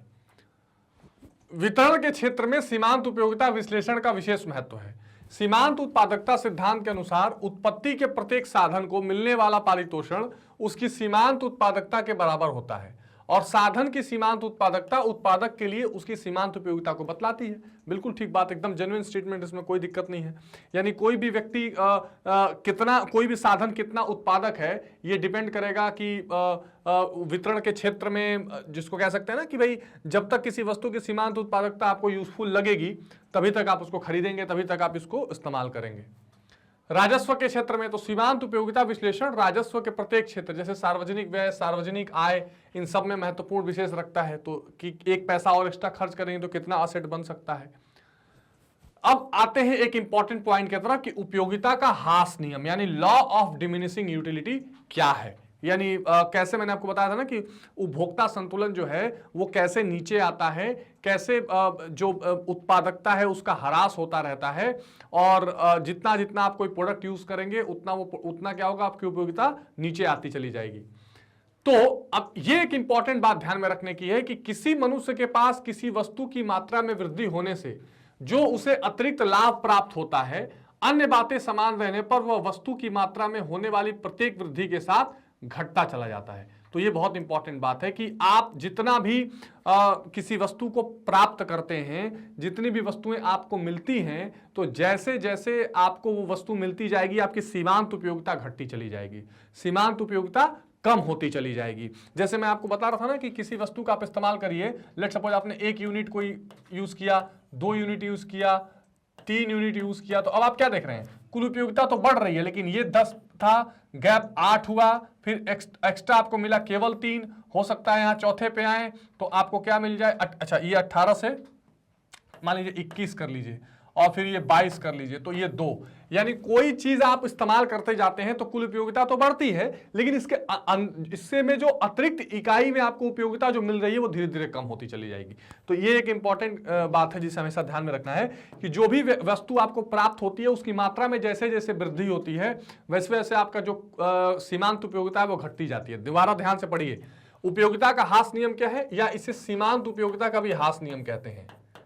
सीमांत उपयोगिता का ह्रास नियम, ठीक है।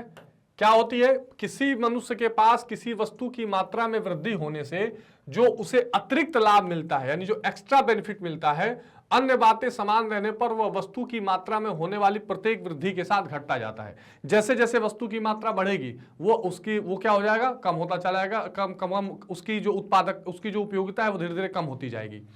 उपयुक्त परिभाषा से स्पष्ट है कि वस्तु की प्रत्येक वृद्धि के साथ उसकी सीमांत उपयोगिता भी घटती जाती है, तो कोई डाउट नहीं इसमें। अब ये नियम क्यों लागू है, क्यों ऐसा होता है, उपयोगिता का ह्रास का नियम या लॉ ऑफ डिमिनिशिंग यूटिलिटी क्यों आती है, तो किसी आवश्यकता विशेष की संतुष्टि करना संभव है। हाँ, ये इंपॉर्टेंट बात है, यानी कि आप क्या करते हैं कि कोई अगर एक पर्टिकुलर आवश्यकता आपको जीवन में है तो उसको आप पूरा कर सकते हैं। वहां आपकी क्या होती है, वहां ऐसा नहीं होता है कि आपकी असीमित आवश्यकता बन जाए, पूरी ही ना हो। और जब आवश्यकता पूरी होगी तो अपने आप आपको उपयोगिता कम होती नजर आएगी। भाई पहले आप रोटी खाएंगे तो उससे बहुत उपयोगिता मिलेगी, जैसे जैसे आपका पेट भरता चला जाएगा आपको लगेगा कि उपयोगिता हमें कम प्राप्त हो रही है, तो इसी को बोलते हैं उपयोगिता का ह्रास नियम, उपयोगिता डिमिनिश होने लगती है। तो यद्यपि मनुष्य की आवश्यकताएं असीमित होती हैं परंतु किसी आवश्यकता विशेष को अवश्य संतुष्ट किया जा सकता है। फिर वस्तुएं एक दूसरे की पूर्ण स्थानापन्न नहीं होती, बिल्कुल ठीक बात है। एक वस्तु दूसरी वस्तु की पूर्ण स्थानापन्न नहीं होती, अर्थात विभिन्न वस्तुओं का एक उचित अनुपात में ही उपयोग किया जा सकता है। रोटी तथा मक्खन का एक निश्चित अनुपात में उपयोग होगा, उसके बाद क्या होगा, वो निश्चित अनुपात में उपयोग के बाद उसकी उपयोगिता घटती जाएगी, और वही क्या है, उपयोगिता का ह्रास का नियम है। अब इस नियम की कुछ मान्यताएं और सीमाएं भी हैं, यानी लॉ ऑफ डिमिनिशिंग यूटिलिटी की कुछ अपनी मान्यताएं हैं। उपभोग की जाने वाली वस्तु की सभी इकाइयां, गुण और आकार ये समान होने चाहिए, तभी ये लॉ लागू होगा। उपभोग की जाने वाली वस्तु की इकाइयों का आकार उपयुक्त होना चाहिए, बहुत सूक्ष्म नहीं होना चाहिए, और वस्तु की 2 इकाइयों के उपभोग के बीच कोई समयावधि नहीं होनी चाहिए। लगातार आप इस्तेमाल करिए चीजों को, तब आपको समझ में आएगा कि धीरे धीरे उसकी सीमांत उपयोगिता घटती चली जाएगी। और जब सीमांत उपयोगिता घटती चली जाएगी उसी को बोला जाएगा कि वो उपयोगिता के ह्रास का नियम है, यानी डिमिनिशिंग यूटिलिटी। उपभोग की जाने वाली वस्तु तथा उसकी स्थानापन्न वस्तुओं के मूल्य में कोई परिवर्तन ना हो, ऐसा ना हो कि कोई प्राइस चेंज हो रहा हो। उपभोक्ता की मानसिक स्थिति में कोई परिवर्तन नहीं होना चाहिए। उपभोक्ता की रुचि, आदत, फैशन, आय और स्वभाव में कोई परिवर्तन नहीं होना चाहिए। और आवश्यकता एक ही होनी चाहिए। ये वो चीजें हैं जो अगर इक्वल रहे, मतलब ये कंडीशंस अगर फुलफिल हो, तब जाके आप ये मान सकते हैं, तब जाके ये आप सोच सकते हैं कि तब जाके आप एज्यूम कर सकते हैं कि हाँ भाई ठीक है, हमारी जो सीमांत उपयोगिता है वो नीचे आएगी जैसे जैसे हम चीज़ों का इस्तेमाल करते जाएंगे, जैसे जैसे हम उनका उपभोग करते जाएंगे। तो ये बहुत इंपॉर्टेंट पॉइंट है, ध्यान रखिएगा। किसी उपभोक्ता को संतरे की विभिन्न इकाइयों से प्राप्त होने वाली उपयोगिता नीचे दी गई तालिका में दर्शाई गई है। अब इस तालिका से आप देख लीजिए कि कैसे आप दिखा सकते हैं कि सीमांत उपयोगिता है और कैसे ह्रास उसका हो रहा है। तो ये संतरे की इकाइयां हैं और ये सीमांत उपयोगिता है, इसका नीचे आ रहा है, और ये इसकी कुल उपयोगिता है। अब देखिए ये कुल उपयोगिता यहां पर जब मैक्सिमम हो जाएगी और इसकी सीमांत उपयोगिता अब यहां पे 0 होने लगेगी, तो ये पूर्ण तृप्ति बिंदु होती है। इससे नीचे अगर जाएगा तो नेगेटिव में जाएगा, और ये जो स्थिति है वो दिखाता है उपयोगिता के ह्रास का नियम। यानी कुल उपयोगिता तो बढ़ रहा है, लेकिन वो क्या हो रहा है, इसमें जो हर उपयोगिता में बढ़ने वाला जो गैप है, हर संतरे को खाने के बाद जो तृप्ति है वो धीरे धीरे घटती चली जा रही है। तो ये एक इंपॉर्टेंट फैक्टर इसमें है जिसका आपको बिल्कुल ध्यान रखना है, और यही है उपयोगिता के ह्रास का नियम। इसके कुछ अपवाद भी हैं जहां ये लागू नहीं होता। तो वस्तु की उपभोग इकाइयां बहुत छोटी होने पर यह नियम लागू नहीं होता है। दुर्लभ तथा शान शौकत की वस्तुओं पर यह नियम लागू नहीं होता है। भाई अगर कोई शान शौकत या बहुत कम मिलने वाली चीज है तो उस पर भी ये लागू नहीं होगा। शराब के उपभोग के संबंध में भी ये नियम लागू नहीं होता है। मुद्रा के संचय के संबंध में नियम लागू नहीं होता है। मधुर कविता अथवा गीत को बार बार सुनने पर भी उसकी उपयोगिता बढ़ती चली जाती है और उस पर ये नियम लागू नहीं होता है। तो ये भी एक इंपॉर्टेंट फैक्टर है, क्योंकि जो चीजें आपको पसंद हैं उसमें ह्रास का नियम लागू होगा ही नहीं। उसमें ये नियम लागू नहीं होगा कि जिसको आप कहते हैं कि मतलब कि अगर कोई चीज हम ज्यादा इस्तेमाल करें तो वो उसका उपयोगिता घटता चला जाए। ये आपकी पसंद या आपके इच्छा अनुसार जो चीजें हैं, आपकी रुचि को जो चीजें हैं, वो उस पर कभी इसमें लागू नहीं होंगी। फिर आते हैं कि उपयोगिता ह्रास के नियम का महत्व क्या है। जो law of diminishing marginal utility है, इसका क्या इंपॉर्टेंस है। तो पहला, यह नियम मांग के नियम की व्याख्या करता है, अर्थात हमें बताता है कि मांग वक्र दाईं ओर क्यों गिरता हुआ होता है। यह एक इंपॉर्टेंट फैक्टर है। तो जब एक उपभोक्ता किसी वस्तु की अधिकाधिक मात्रा का प्रयोग करता है तो उसके लिए उस वस्तु की सीमांत उपयोगिता घटती जाती है। इसी कारण उपभोक्ता उस वस्तु की अधिक मात्रा क्रय करने के लिए कम कीमत देना चाहता है। दूसरे शब्दों में, वस्तु की कीमत कम होने पर भी उपभोक्ता उस वस्तु की अधिक मांग करेगा। सीधी सी बात है, तो इसलिए बहुत क्लियर पॉइंट्स हैं। दूसरा, सम सीमांत उपयोगिता नियम भी इस नियम पर आधारित है। ये जो आगे आप law of equi marginal utility पढ़ेंगे वो भी इसी पर आधारित है। वस्तु की उपभोग की जाने वाली उत्तरोत्तर इकाइयों की उपयोगिता घटते जाने के कारण उपभोक्ता एक ही वस्तु पर अपने व्यय को न बढ़ाकर विभिन्न वस्तुओं पर इस प्रकार आवंटित करता है कि व्यय की सभी मदों से सीमांत उपयोगिता, सम सीमांत उपयोगिता प्राप्त हो। तो ये भी एक इंपॉर्टेंट फैक्टर है कि वो कोशिश करता है कि जितना हम खर्च कर रहे हैं हर वस्तु पर सम सीमांत उपयोगिता हमें मिलती जाए, क्योंकि वो घटती चली जाती है और समान उपयोगिता उसको मिलती जाए। फिर है उपभोक्ता की बचत का सिद्धांत भी उपयोगिता के ह्रास के नियम पर ही आधारित है। उपभोक्ता प्रारंभ में जब किसी वस्तु की प्रथम इकाई क्रय करता है तो उस इकाई से मिलने वाली उपयोगिता उसकी चुकाई गई कीमत से ज्यादा होता है। ये इंपॉर्टेंट है। देखिए, जैसे मान लीजिए आप पहले यूनिट को खरीदने गए, आपको बहुत जरूरत है, तो कोई 100 रुपया भी मांगेगा आप दे देंगे। जैसे जैसे आप ज्यादा यूनिट खरीदेंगे तो आप देखेंगे कि भाई जितना मुझे यूज है, जितना मुझे उपयोगिता मिल रही है, उतना ही हम खर्च करेंगे, तो आपकी बचत होगी। जब उपभोक्ता उस वस्तु की उत्तरोत्तर इकाइयों का क्रय करता है तो एक ऐसी स्थिति आती है कि वस्तु की सीमांत इकाई की उपयोगिता उसकी चुकाई गई कीमत के ठीक बराबर हो जाती है। यानी यहां पर MUX = PX हो जाता है, और तब यहां पर उपभोक्ता संतुलन में होता है। उसके बाद वो नहीं खरीदता है। उसके पहले क्या होता है, ये जो MUX है ये उसके प्राइस से कम रहता है, प्राइस उसको ज्यादा देना पड़ता है, और इसके बाद फिर क्या होगा, मार्जिनल यूटिलिटी कम हो जाएगी तो वो खरीदना ही बंद कर देगा। तो ये इस पर आधारित है। इस नियम के कारण ही विभिन्न प्रकार की वस्तुओं का उत्पादन भी होता है। तो उपभोक्ता किसी वस्तु की सीमांत उपयोगिता घटते जाने के कारण ही एक सीमा के पश्चात उस वस्तु का उपभोग बंद करके अन्य वस्तुओं की मांग करता है। अतः उत्पादक उस वस्तु के और अधिक उत्पादन के स्थान पर विभिन्न प्रकार की वस्तुओं का उत्पादन करता है। फिर है कि यह नियम विनिमय मूल्य तथा प्रयोग मूल्य के अंतर को भी स्पष्ट करता है। तो कुछ वस्तु जैसे हवा, पानी, सूर्य की रोशनी इत्यादि की पूर्ति उपभोक्ता के लिए असीमित होने के कारण उसकी सीमांत उपयोगिता बहुत कम अथवा शून्य हो जाएगी। ये भी इंपॉर्टेंट है। इसलिए इन वस्तुओं का प्रयोग मूल्य अधिक होते हुए भी इनका विनिमय मूल्य बहुत कम या शून्य होता है। एक इंपॉर्टेंट पार्ट होता है जिसे आपको ध्यान में रखना है।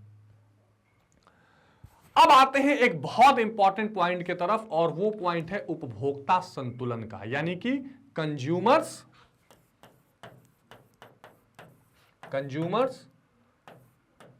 इक्विलिब्रियम।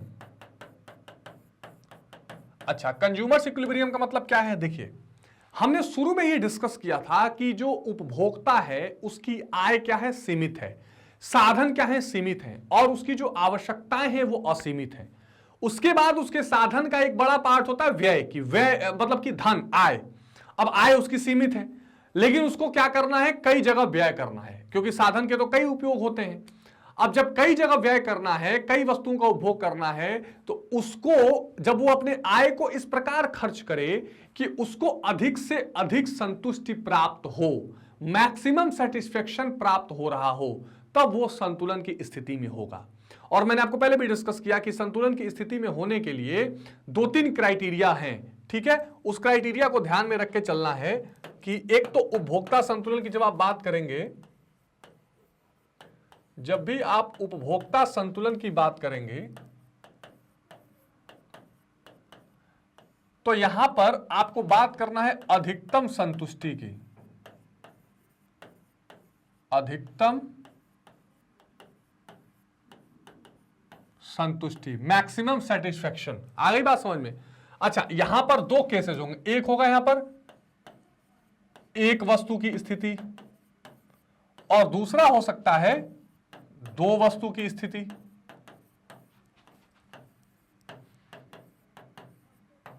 ठीक, ये 2 कंडीशंस हो सकती हैं। अब एक वस्तु में सीधा सीधा आप कह सकते हैं कि जब किसी वस्तु की सीमांत उपयोगिता उसकी दी गई कीमत के बराबर हो तो उपभोक्ता संतुलन में रहेगा। ठीक, जैसे मान लीजिए किसी वस्तु, कोई वस्तु X है, इसकी सीमांत उपयोगिता है 10 और कीमत भी है 10, तो आप कहेंगे कि सीमांत, यहां पर उपभोक्ता संतुलन में है। 2 वस्तु की जो स्थिति होती है उसमें हम क्या दिखाते हैं कि MUX is equal to PX is equal to MUY divided by PY। मतलब ये कि अगर कोई 2 समान है, X एक गुड X है, एक गुड Y है, तो अब जो सीमांत उपयोगिता X की है उसको कीमत से डिवाइड करिए, जो Y की है उसकी Y की कीमत से डिवाइड करिए, दोनों की वैल्यू जहां पर बराबर आ जाए, मान लीजिए ये भी 10 आ गया, ये भी 10 आ गया, तब आप मान के चलिए कि यहां उपभोक्ता संतुलन में है। यहां संतुलन में होने का मतलब यह है कि उपभोक्ता 2 वस्तुओं का इस्तेमाल करना चाह रहा है, और दोनों वस्तुओं का इस तरह इस्तेमाल करना चाह रहा है कि उसे ज्यादा से ज्यादा सेटिस्फेक्शन मिले, उसे अधिक से अधिक सेटिस्फेक्शन मिले अपने आय को खर्च करके। तो इसलिए MUX upon PX equals to MUY upon PY होगा, तो वहां पर उपभोक्ता का संतुलन माना जाएगा। बात समझ में आ रही है? ये बहुत इंपॉर्टेंट पॉइंट है, अभी डिटेल में और समझेंगे, पहले समझ लीजिए। पहले इसका लॉजिक समझ लीजिए कि उपभोक्ता संतुलन है क्या। तो उपभोक्ता सीमित साधनों से असीमित आवश्यकताओं की पूर्ति करना चाहता है, अधिकतम संतुष्टि प्राप्त करना चाहता है। अधिकतम संतुष्टि प्राप्त कर लेता है तब वह संतुलन की स्थिति कहलाती है। यानी जब उपभोक्ता अपने आय को इस प्रकार खर्च करे कि उसे अधिकतम संतुष्टि मिले, चाहे वो एक वस्तु की स्थिति में, चाहे वो 2 वस्तु की स्थिति में, तो उसे उपभोक्ता का संतुलन कहा जाता है। अब एक चीज समझ लीजिए, जैसे मान लीजिए मैंने आपको बताया कि यहां पर MU, जब कोई वस्तु, देखो जब कोई उपभोक्ता सामान खरीदना शुरू करता है ना, लेट सपोज मैं आपको बताता हूं, मान लीजिए कि ये कोई इकाई है वो खरीद रहा है, 1 2 3 4 5 इकाई उसने खरीद ली, सीमांत उपयोगिता 10 8 6 4 2 हो गई। हमने मान लिया कि जो कीमत है वो 4 रुपया फिक्स है, उसको 4 रुपये कीमत पे ही चीजें मिलती हैं। तो ये जो 4 रुपया कीमत है वो यहाँ पे इसकी सीमांत उपयोगिता और 4 रुपया ये दोनों बराबर है। इसके पहले जो स्थिति थी वो ये नहीं थी। इसके पहले स्थिति क्या थी कि कीमत कम थी, उपयोगिता ज्यादा थी, तो अभी उसको अधिकतम संतुष्टि नहीं मिली है। लेकिन जहां कीमत और उपयोगिता दोनों बराबर हो गए, मतलब अगर इसके बाद भी वो चीज खरीदेगा तो अब घाटे में चला जाएगा, क्योंकि यहां उपयोगिता कम है और कीमत ज्यादा है। ठीक, तो आपको अधिकतम संतुष्टि वाली बिंदु को बताना है जहां उसे अधिकतम संतुष्टि प्राप्त हो, जिसके आगे वो संतुष्ट नहीं रह सकता। इस दशा में अपने व्यय करने के ढंग में कोई परिवर्तन नहीं करना चाहता। यानी जब वो संतुलन की स्थिति में पहुंचता है तो उसके बाद वो किसी भी तरीके का परिवर्तन अपने व्यय करने के तरीके में नहीं करना चाहता। उसे लगता है कि ठीक है, जितना व्यय करके अब मैं जितना संतुष्टि पा रहा हूं वो सबसे बेस्ट ऑप्शन है, इसमें मैं कोई चेंजेस नहीं करूंगा, अब इसी प्रकार आगे बढ़ूंगा। तो ये सिचुएशन कहलाती है उपभोक्ता संतुलन की सिचुएशन। इसका अर्थ क्या है? एक उपभोक्ता संतुलन की स्थिति में उस समय होता है जबकि वह अपनी सीमित द्रव्यिक आय को विभिन्न वस्तुओं पर इस प्रकार व्यय करे कि उसे अधिकतम संतुष्टि प्राप्त हो सके। यानी when the consumer spends his income in such a way that he is attaining the maximum satisfaction, that is called a consumer equilibrium। तो अब उपभोक्ता अपने आय को किस प्रकार खर्च करे? किसी भी प्रकार खर्च करे कि उसे अधिकतम संतुष्टि प्राप्त हो सके। यह बहुत इंपॉर्टेंट फैक्टर है। क्या मान्यताएं हैं उपभोक्ता संतुलन को? कि उपभोक्ता एक विवेकशील प्राणी है। जब हम उपभोक्ता संतुलन की बात करेंगे तो हम ये मान के चलेंगे कि जो कंज्यूमर है वो क्या है? एक रैशनल एंटिटी। रैशनल मतलब क्या होता है? सही और गलत का फर्क करना जाने। तो वो एक विवेकशील प्राणी है। उपयोगिता की गणना संख्यात्मक रूप में की जा सकती है। मुद्रा की सीमांत उपयोगिता स्थिर होती है। एक वस्तु की उपयोगिता उसकी कीमत और दूसरे वस्तु से प्राप्त होने वाली उपयोगिता पर निर्भर करती है। उपभोक्ता के पास एक निश्चित आय होती है जिसमें कोई परिवर्तन नहीं होता और बाजार में पूर्ण प्रतियोगिता पाई जाती है। ये वो पहले से मानी गई मान्यताएं हैं जिन मान्यताओं के आधार पर ही आप उपभोक्ता संतुलन का निर्णय कर सकते हैं। अगर ये सिचुएशंस मार्केट में नहीं हैं तब आप उपभोक्ता संतुलन को स्टैब्लिश नहीं कर सकते। लेकिन अगर उपभोक्ता एक विवेकशील प्राणी है, सही गलत का अंतर जानता है, कैसे खर्च करना है, मुद्रा की सीमांत उपयोगिता भी स्थिर है, इसके अलावा उपभोक्ता के पास एक निश्चित आय होती है जिसमें कोई परिवर्तन नहीं होता, ये सारी चीजें अगर रहेंगी तब जाकर आप मानेंगे कि उपभोक्ता संतुलन प्राप्त कर सकता है। यहाँ एक इंपॉर्टेंट पार्ट आई है मुद्रा की सीमांत उपयोगिता, जिसको कहते हैं मार्जिनल यूटिलिटी ऑफ मनी, यानी जिसको आप कहते हैं MUM। ठीक है, इसका मतलब ये होता है कि जब आप मुद्रा की एक अतिरिक्त इकाई खर्च करें तो उससे कितना उपयोगिता और आप प्राप्त कर ले रहे हैं, ये MUM कहलाता है। तो ये भी स्थिर रहना जरूरी है। अब आते हैं उपभोक्ता संतुलन हम एक वस्तु के संदर्भ में। यानी उपभोक्ता संतुलन का मतलब तो हम समझ गए कि एक ऐसी स्थिति जहां पर उपभोक्ता अपने आय को इस प्रकार खर्च करे कि अधिकतम संतुष्टि प्राप्त हो। पर सिचुएशन वही आएगी ना कि उपभोक्ता एक वस्तु इस्तेमाल कर रहा है कि दो वस्तु इस्तेमाल कर रहा है। ये एक इंपॉर्टेंट फैक्टर बनता है, ये एक इंपॉर्टेंट पार्ट बनता है कि वो एक वस्तु है कि दो वस्तु। तो आइए एक वस्तु की स्थिति में डिटेल में ग्राफ के साथ समझ लेते हैं ताकि आपको कोई डाउट ना रहे। तो यहां लिखिए उपभोक्ता संतुलन। ऐसे अगर आप एग्जाम में करके आ गए तो आपका पूरा का पूरा मार्क्स पक्का है। उपभोक्ता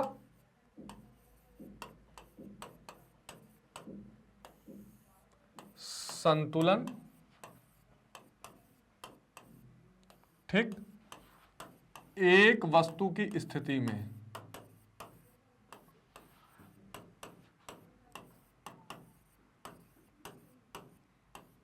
ठीक, अच्छा, एक वस्तु की स्थिति में क्या है? तो ये जैसे आप सबसे पहले पढ़ने जा रहे हैं ना कि एक वस्तु के अगर आप संदर्भ में कहें या एक वस्तु की स्थिति में कहें तो उपभोक्ता का संतुलन क्या होगा। तो हम मान के चल रहे हैं कि उपभोक्ता जो है वो कोई एक वस्तु का इस्तेमाल कर रहा है। He is using the single good. अब यहां पर ध्यान से देखिए वो कैसे करेगा। सबसे पहले हमें टेबल के साथ दिखाना है। मान लीजिए ये वस्तु की इकाई है, ठीक, ये वस्तु की इकाई है, ये सीमांत उपयोगिता है, marginal utility of good X, वो वस्तु X है मान लीजिए। यहां पर आप ले लीजिए कीमत, ठीक है,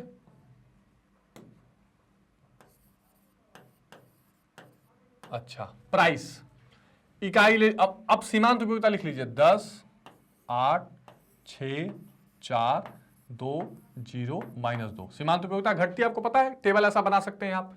कीमत मान लीजिए स्थिर है 4, 4, 4, 4, 4, 4। हर यूनिट पे प्राइस बराबर है। ये ऐसे ही टेबल आपको सीखना है एग्जाम में बनाने के लिए, ठीक बात। इकाई ले लीजिए 1, 2, 3, 4, 5, 6, 7 इकाई। अब फॉर्मूला क्या होता है एक वस्तु की स्थिति में संतुलन का? उपभोक्ता कहां संतुलन में रहेगा? जब Px = MUX। ये वो फॉर्मूला है कि अगर वस्तु की सीमांत उपयोगिता उसके कीमत के बराबर हो जाएगी तो वहां उपभोक्ता संतुलन में रहेगा। आइए देखते हैं। पहली इकाई में उपयोगिता 10 है, कीमत ज्यादा है, कम है। यहां भी उपयोगिता ज्यादा है, कीमत कम है, यानी अभी और ज्यादा वो संतुष्टि पा सकता है।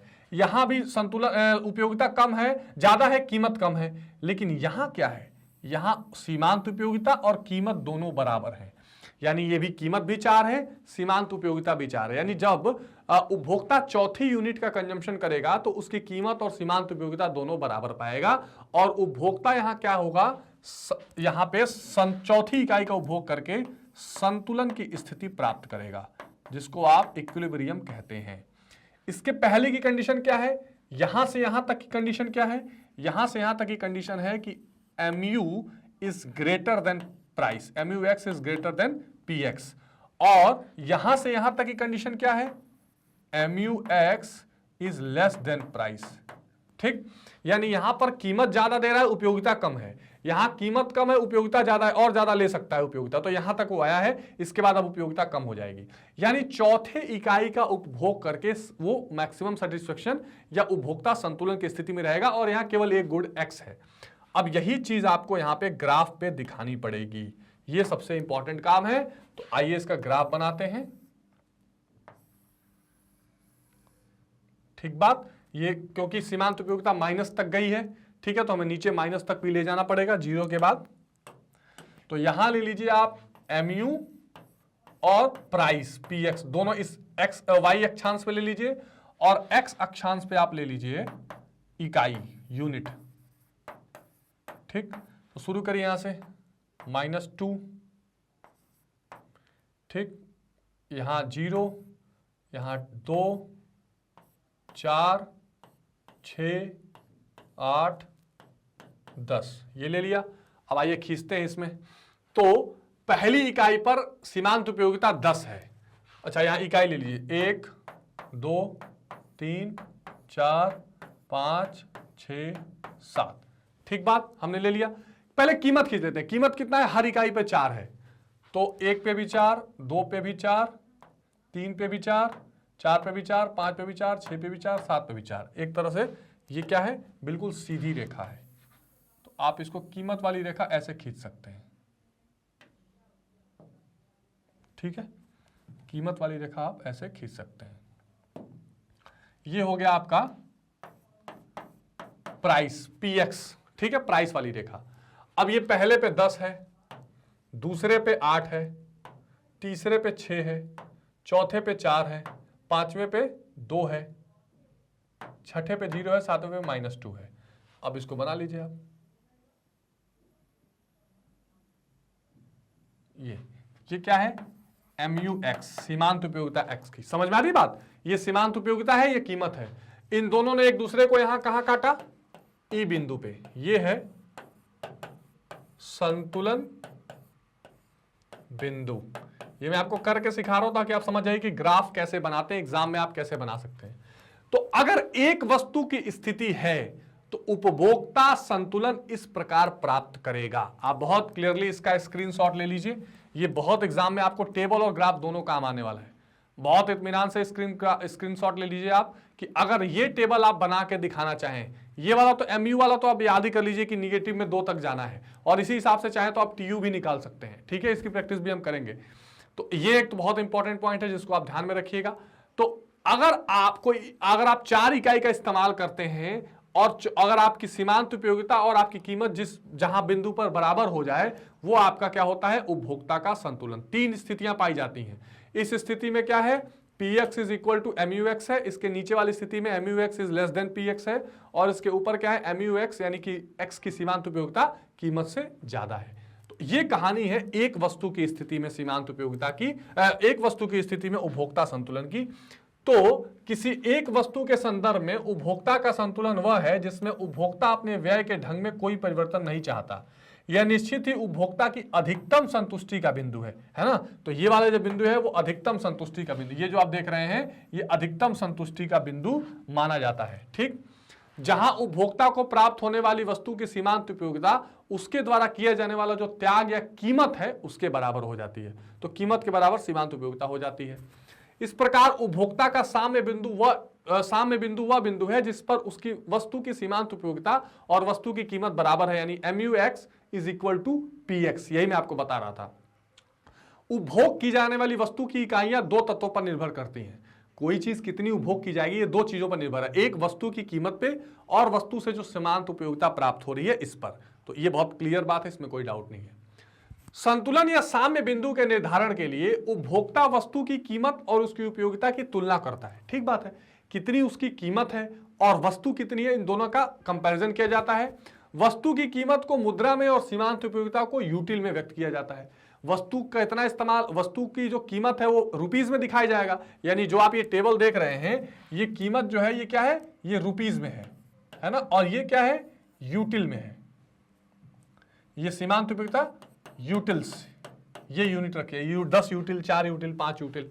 दोनों की तुलना करने में वस्तु की सीमांत उपयोगिता को मुद्रा के रूप में परिवर्तित किया जा सकता है, तो उसको MUM किया जा सकता है। ये एक इंपॉर्टेंट फैक्टर होता है। अब मुद्रा की सीमांत उपयोगिता क्या है ये भी देख लीजिए, ये भी एक बहुत इंपॉर्टेंट टॉपिक है कि what is the marginal utility of money. एक उपभोक्ता के लिए 1 रुपए की कीमत को MUM स्पष्ट करता है, यानी 1 रुपए से वस्तु की कितनी मात्रा खरीदी जा सकती है। देखिए यहां कुल मामला व्यय का चल रहा था ना, कि उपभोक्ता व्यय करता है तो व्यय तो रुपए में करेगा, तो 1 रुपया अगर वो और व्यय करे तो उसको कितनी उपयोगिता प्राप्त होगी, ये रुपए की सीमांत उपयोगिता कहलाती है। साम्य बिंदु का पता लगाने के लिए यहां MUM को मापन हेतु मौद्रिक पैमाने के रूप में उपयोग किया गया है। तो एक जिसको कहते हैं ना कि MUM इसलिए किया गया है कि एक मॉनेटरी वैल्यू या मौद्रिक पैमाने से चीजों को मापा जाए। MUM को यहां स्थिर माना गया है क्योंकि मुद्रा की प्रत्येक इकाई की सीमांत उपयोगिता हमेशा समान रहेगी। तो कोई बहुत रिलेवेंट नहीं है, आप इसका डेफिनेशन जरूर ध्यान रखिएगा, ये अक्सर आपसे क्वेश्चन पूछ दिया जाएगा। अब देखिए यहां पर सीमांत उपयोगिता अगर आपको दिखानी है तो आप इस टेबल से दिखा सकते हैं, जो मैं आपको सिचुएशन 3 समझा रहा था। ये मान लीजिए यूनिट है X की, ये प्राइस है 10-10 रुपए फिक्स है, ये उसका X का सीमांत उपयोगिता है, ठीक।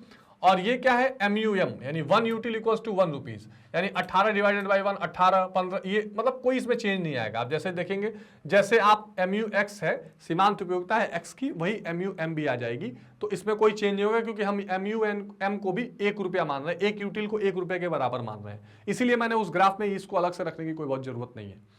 अब 2-3 सिचुएशन आपके सामने बन रही है जो मैंने आपको समझाया है। एक पहला बन रहा है कि जब सीमांत उपयोगिता कीमत से ज्यादा हो, MUX is greater than PX। तो देख लीजिए कीमत 10 है ना, तो ये 2 सिचुएशन ऐसी है जहां MUX जो है वो PX से ज्यादा है। फिर एक सिचुएशन ऐसी है जहां MUX और PX दोनों बराबर हैं, ये वाली सिचुएशन, ठीक। और तीसरी सिचुएशन जहां MUX PX से कम है, यानी ये प्राइस ज्यादा है, सीमांत उपयोगिता कम है। कोई डाउट है इसमें? उपभोक्ता संतुलन को समझने में यहां तक किसी को कोई डाउट, कोई समस्या?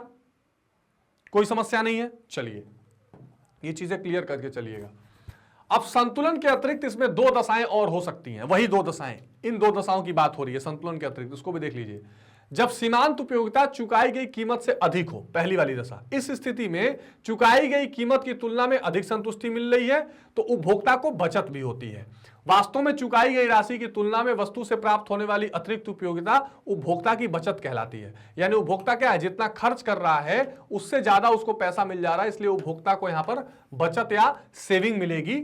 अन्य शब्दों में उपभोक्ता द्वारा मुद्रा के रूप में किए जाने वाले त्याग की तुलना में प्राप्त होने वाली उपयोगिता जितनी ज्यादा होगी, अंतर को ही उपभोक्ता का बचत कहते हैं। जैसे मान लीजिए उपभोक्ता 10 रुपए खर्च कर रहा है और उपभोक्ता को उपयोगिता हो रही है कितने की, 15 की, तो ये 5 का जो आप गैप देख रहे हैं, ये 5 का गैप आपको क्या दिखाएगा? जैसे मान लीजिए यहां उपभोक्ता क्या कर रहा है, ये खर्च कर रहा है 10, उसको मिल कितना रहा है 18, खर्च कर रहा है 10, मिल कितना रहा है 15। तो ये जो एक्स्ट्रा चीजें आप देख रहे हैं वो उपभोक्ता की बचत हो जाती है।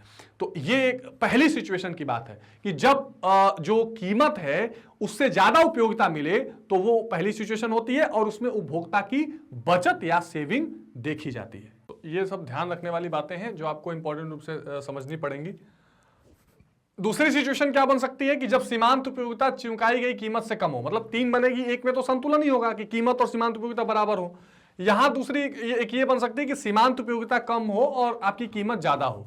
इस स्थिति में चुकाई गई कीमत की तुलना में जो प्राप्त होने वाली संतुष्टि है वो कम होती है। ऐसे में उपभोक्ता वस्तु का उपयोग करना रोक देता है। ये जो सिचुएशन आप देख रहे थे ये वाली यहां पर, ठीक है, तो उपभोक्ता को यहां पे रोकनी पड़ेगी अपने उपभोग की सिचुएशन, वरना वो घाटे में जाएगा। और साम्य की प्राप्ति के लिए वो अपना उपभोग घटाकर उस बिंदु तक ले आता है जहां संतुष्टि की मात्रा चुकाई गई कीमत के बराबर हो, यानी जहां वो संतुलन रहती है वही संतुलन तक रुक जाता है। तो ये किसका इंपॉर्टेंट फैक्टर है, ये आप ध्यान रखेंगे। दूसरा है समसीमांत उपयोगिता का नियम। पर एक बात और ध्यान रखिएगा, जो एक वस्तु की स्थिति में हमने संतुलन देखा था, तो दो वस्तु की केस में भी ध्यान रखिएगा। मतलब ये एक वस्तु की स्थिति में आपने देखा था, दो वस्तु की केस में आप फॉर्मूला जरूर ध्यान रखिएगा। अगर दो वस्तु की स्थिति है तो वहां होता है MUX divided by PX equals to MUY divided by PY। ये आप फॉर्मूला जरूर ध्यान रखिएगा कि किसी वस्तु की सीमांत उपयोगिता उसके कीमत से डिवाइड कर दीजिए, किसी दूसरे वस्तु की सीमांत उपयोगिता और उसकी कीमत से डिवाइड कर दीजिए। दोनों वस्तुओं की वैल्यू जहां पर बराबर आएगी वहां पर फिर क्या होगा, वो संतुलन की स्थिति पाई जाएगी। ठीक है, तो ये कभी कभी आपसे पूछ देता है, दिस इज ऑल्सो इंपॉर्टेंट। बाकी उपभोक्ता संतुलन क्या है आपने देख ही लिया कि आय को वो इस प्रकार खर्च करे कि उसे अधिकतम संतुष्टि प्राप्त हो। और इसका फॉर्मूला से हमने ग्राफ कैसे बना लिया, तो कुछ इस प्रकार इसका ग्राफ बनेगा।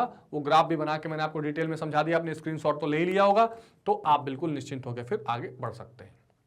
अब आते हैं एक और इंपॉर्टेंट पॉइंट और मोस्ट प्रॉब्ली आखिरी पॉइंट इस कह सकते हैं कि पार्ट 1 का। पार्ट 2 तो हम करेंगे। Law of equi marginal utility, यानी कि आप जिसको कहते हैं कि सम सीमांत उपयोगिता का नियम। ये अपने आप में क्या है, एक बहुत इंपॉर्टेंट फैक्टर है, सम सीमांत उपयोगिता का नियम। अच्छा भैया, सम सीमांत उपयोगिता का नियम क्या है? उपभोक्ता सीमित आय से अधिकतम उपयोगिता प्राप्त करना चाहता है, सीमित साधनों को आवश्यकताओं के लिए इस प्रकार खर्च करता है कि उसे अधिकतम लाभ हो। ये हम पहले भी देख चुके हैं।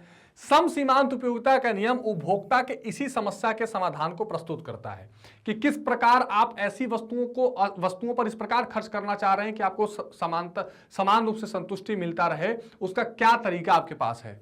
कम उपयोगिता देने वाले वस्तु का अधिक उपयोगिता देने वाली वस्तु से प्रतिस्थापन करता रहता है। ठीक बात है। अभी हमने देखा ना, मान लीजिए गुड है X और एक कोई सामान है गुड Y, तो इसका वो 10 खरीदेगा, इसका 4, इसका 8, इसका 6, इसका 6, इसका 8। तो यानी दो वस्तुओं से एक दूसरे को चेंज करता रहता है कि हमें अधिकतम संतुष्टि मिलती रहे। ठीक, ये सम सीमांत उपयोगिता के नियम से होता है। नियम क्या कहता है देख लीजिए। प्रोफेसर मार्शल ने इस नियम का कथन एक ऐसी वस्तु के संबंध में दिया था जिसको विभिन्न प्रयोग में प्रयुक्त किया जा सकता है। वस्तु के स्थान पर हम मुद्रा के रूप में भी इसे व्यक्त कर सकते हैं, क्योंकि मुद्रा एक ऐसी वस्तु है जिसे अनेक प्रयोगों में लाया जा सकता है। मुद्रा के रूप में मार्शल की परिभाषा दी जा सकती है, किस प्रकार देख लीजिए। एक उपभोक्ता, बहुत ध्यान से समझिएगा, एक उपभोक्ता अपनी सीमित आय या मुद्रा को, ठीक है, मुद्रा से अधिकतम संतुष्टि प्राप्ति तभी कर सकता है जब वह मुद्रा को क्या करे, विभिन्न वस्तुओं पर इस प्रकार व्यय करे कि प्रत्येक वस्तु पर व्यय की गई मुद्रा की अंतिम इकाई से प्राप्त उपयोगिता एक समान होनी चाहिए। बिल्कुल ठीक बात, ध्यान से समझिए। यह क्या है, मुद्रा, यानी मान लीजिए जो वो मनी खर्च कर रहा है, ठीक, और यहां पर दो, एक X है एक Y है। अब वो इस पैसे को इस प्रकार खर्च करे कि अगला पैसा जब वो खर्च करे तो इससे भी सीमांत उपयोगिता उतनी मिले और दूसरे वाले से भी सीमांत उपयोगिता उतनी मिले। वर्ड क्या है, सम सीमांत, इक्वी मार्जिनल यूटिलिटी। हर बार जब वो मुद्रा खर्च करे अलग अलग वस्तु पे तो उसकी उपयोगिता में कोई बदलाव ना आए, उसको उतनी उपयोगिता मिलती रहे जितनी उपयोगिता का वो आकांक्षी है, जितना उपयोगिता वो चाहता है। तो ये एक बहुत इंपॉर्टेंट बात है जिसे आपको ध्यान में रख के चलना है। सम सीमांत उपयोगिता की कुछ मान्यताएं हैं। यह नियम कुछ मान्यताओं पर आधारित है। यह नियम इस मान्यता पर आधारित है कि उपभोक्ता एक विवेकशील प्राणी है। यह तो हर जगह लागू है। जब तक विवेकशील प्राणी नहीं होगा वो इस प्रकार खर्च ही नहीं कर सकता इस पैटर्न में कि उसको समान संतुष्टि मिलती रहे। अर्थात उपभोक्ता अपनी आय को इस प्रकार व्यय करेगा कि उसे अधिकतम संतुष्टि प्राप्त हो। एक तो ये चलेगा। मुद्रा की सीमांत उपयोगिता समान रहती है, अर्थात मुद्रा की मात्रा में कमी अथवा वृद्धि होने पर उसकी सीमांत उपयोगिता में परिवर्तन नहीं होता। चाहे आप मुद्रा बढ़ा लीजिए चाहे घटा लीजिए, हर 1 रुपए का यूनिट जब आप खर्च करेंगे तो आपको सीमांत उपयोगिता समान मिलती रहे। एक निश्चित समय अवधि में उपभोक्ता की आय, रुचि, फैशन में कोई परिवर्तन ना हो। ऐसा ना हो कि वो 2 वस्तु पे खर्च तो कर रहा है पर एक वस्तु के लिए अचानक उसकी रुचि बढ़ जाए, तब सम सीमांत नहीं होगा, तब तो उसकी उपयोगिता घटेगी बढ़ेगी। उपयोगिता को मुद्रा रूपी पैमाने से नापा जा सकता है, यह भी आपको मान के चलना पड़ेगा। उदाहरण से अगर हम इसको समझना चाहें तो आप देख सकते हैं कि माना कि एक व्यक्ति के पास 8 रुपए है, इस धनराशि को वह 2 वस्तु गेहूं और चावल पर व्यय करना चाहता है, जो मैं आपको समझा रहा था, एक को गुड एक्स मान लीजिए गेहूं को और एक गुड वाई। इन वस्तुओं पर वो 8 को व्यय किए जाने के प्रत्येक रुपए से जो प्राप्त सीमांत उपयोगिता है वो बराबर रहेगी। कैसे, देखिए ये मुद्रा की इकाई है, ध्यान से समझिएगा, दिस इज वेरी इंपॉर्टेंट। 1 2 3 मुद्रा खर्च कर रहा है, ये गेहूं है ये चावल है। 1 रुपया खर्च कर रहा है तो गेहूं से उसको 20 और चावल से उसको 16। मतलब आपको ये समझना है, ऐसे नहीं, ऐसे समझिए इसको, ऐसे समझना है कि जब आप ये मुद्रा की इकाइयां हैं तो वो पहले इकाई मुद्रा की इस पे खर्च करेगा गेहूं पे, क्योंकि सबसे ज्यादा उपयोगिता मिल रही है। फिर दूसरी भी गेहूं पे खर्च करेगा, फिर वो तीसरी चावल पे खर्च कर देगा, चौथी भी चावल पे खर्च कर देगा, फिर वो पांचवी कहां खर्च करेगा, 14 हाँ इसके बाद 14 है ना, तो पांचवी यहां खर्च करेगा, फिर छठी यहां करेगा, फिर सातवीं 12 रुपए यहां करेगा, फिर आठवीं वो 12 उपयोगिता मिल रही यहां करेगा। 8 रुपए अगर इसके पास हैं तो जहां ज्यादा उपयोगिता उसको मिल रही होगी, ताकि उपयोगिता में कोई कमी ना आए, वो उन यूनिट्स पे उनको खर्च करता चला जाएगा। तो ये आपकी मुद्रा की इकाइयां हैं। ये 2 वस्तु अगर इस्तेमाल हो रही हैं तो कहां उसकी उपयोगिता कॉम्प्रोमाइज ना हो, वो दोनों वस्तुओं में अपने पैसे को चयन कर लेगा कि कहां कहां इसका हम यूज करें। तो इसका महत्व भी कई जगह है, बचत करने की स्थिति में, मैक्सिमम सेटिस्फेक्शन अटेंड करने की स्थिति में समसीमांत उपयोगिता के नियम की कई सारी महत्वपूर्णता नजर आती है। तो this is called a law of equi marginal utility. यहां पर मुद्रा की इकाई का जैसे जैसे वो इस्तेमाल करेगा, 2 वस्तु से जिस जिस प्रकार की उपयोगिता उसे प्राप्त होगी, उसी ढंग से उसी हिसाब से वो अपने पैसे को खर्च करेगा। तो ये कुल मिला जुला के हमारा इस चैप्टर का पार्ट 1 हमने कंप्लीट किया, जहां हमने उपयोगिता से शुरुआत करी और उपयोगिता का समसीमांत नियम, law of equi marginal utility जो है उसके हमने उसको खत्म किया। इसके बाद हम अनधिमान वक्र यानी इंडिफरेंस कर्व, बजट रेखा, अनधिमान वक्र द्वारा संतुलन, इसके साथ साथ अनधिमान वक्र की विशेषताएं, मांग का नियम, मांग की लोच, ये सारी चीजें पार्ट 2 में करने वाले हैं। बहुत इंपॉर्टेंट वो भी सेशन होने वाला, बिल्कुल मिस मत करिएगा। और एक बात का ध्यान रखिएगा कि मैग्नेट ब्रेन्स अपने आप में एक ऐसा प्लेटफॉर्म है जहां आप इसकी वेबसाइट, इसके एप्लीकेशन या इसके जिसको कह सकते हैं आपकी यूट्यूब मंच पर आकर ये सारे courses, CBSE English Hindi medium, NTSC olympiad, spoken English, CBSE Hindi medium, UP board, Bihar board और बाकी बैंकिंग एग्जामिनेशंस की तैयारी बिल्कुल निःशुल्क कर सकते हैं। बुक्स और ई बुक्स के भी लिंक अवेलेबल हैं। और जो सोशल मीडिया हैंडल्स हैं, ट्विटर, टेलीग्राम, फेसबुक, इंस्टाग्राम, इनको आप जरूर फॉलो करते रहिए ताकि सारे नए अपडेट्स आपको मिलते रहें। लाइक, शेयर और सब्सक्राइब करना मत भूलिएगा। तो मिलते हैं अगली वीडियो में एक नए कंसेप्ट के साथ। तब तक अपना बहुत ध्यान रखिए। Take care, bye bye.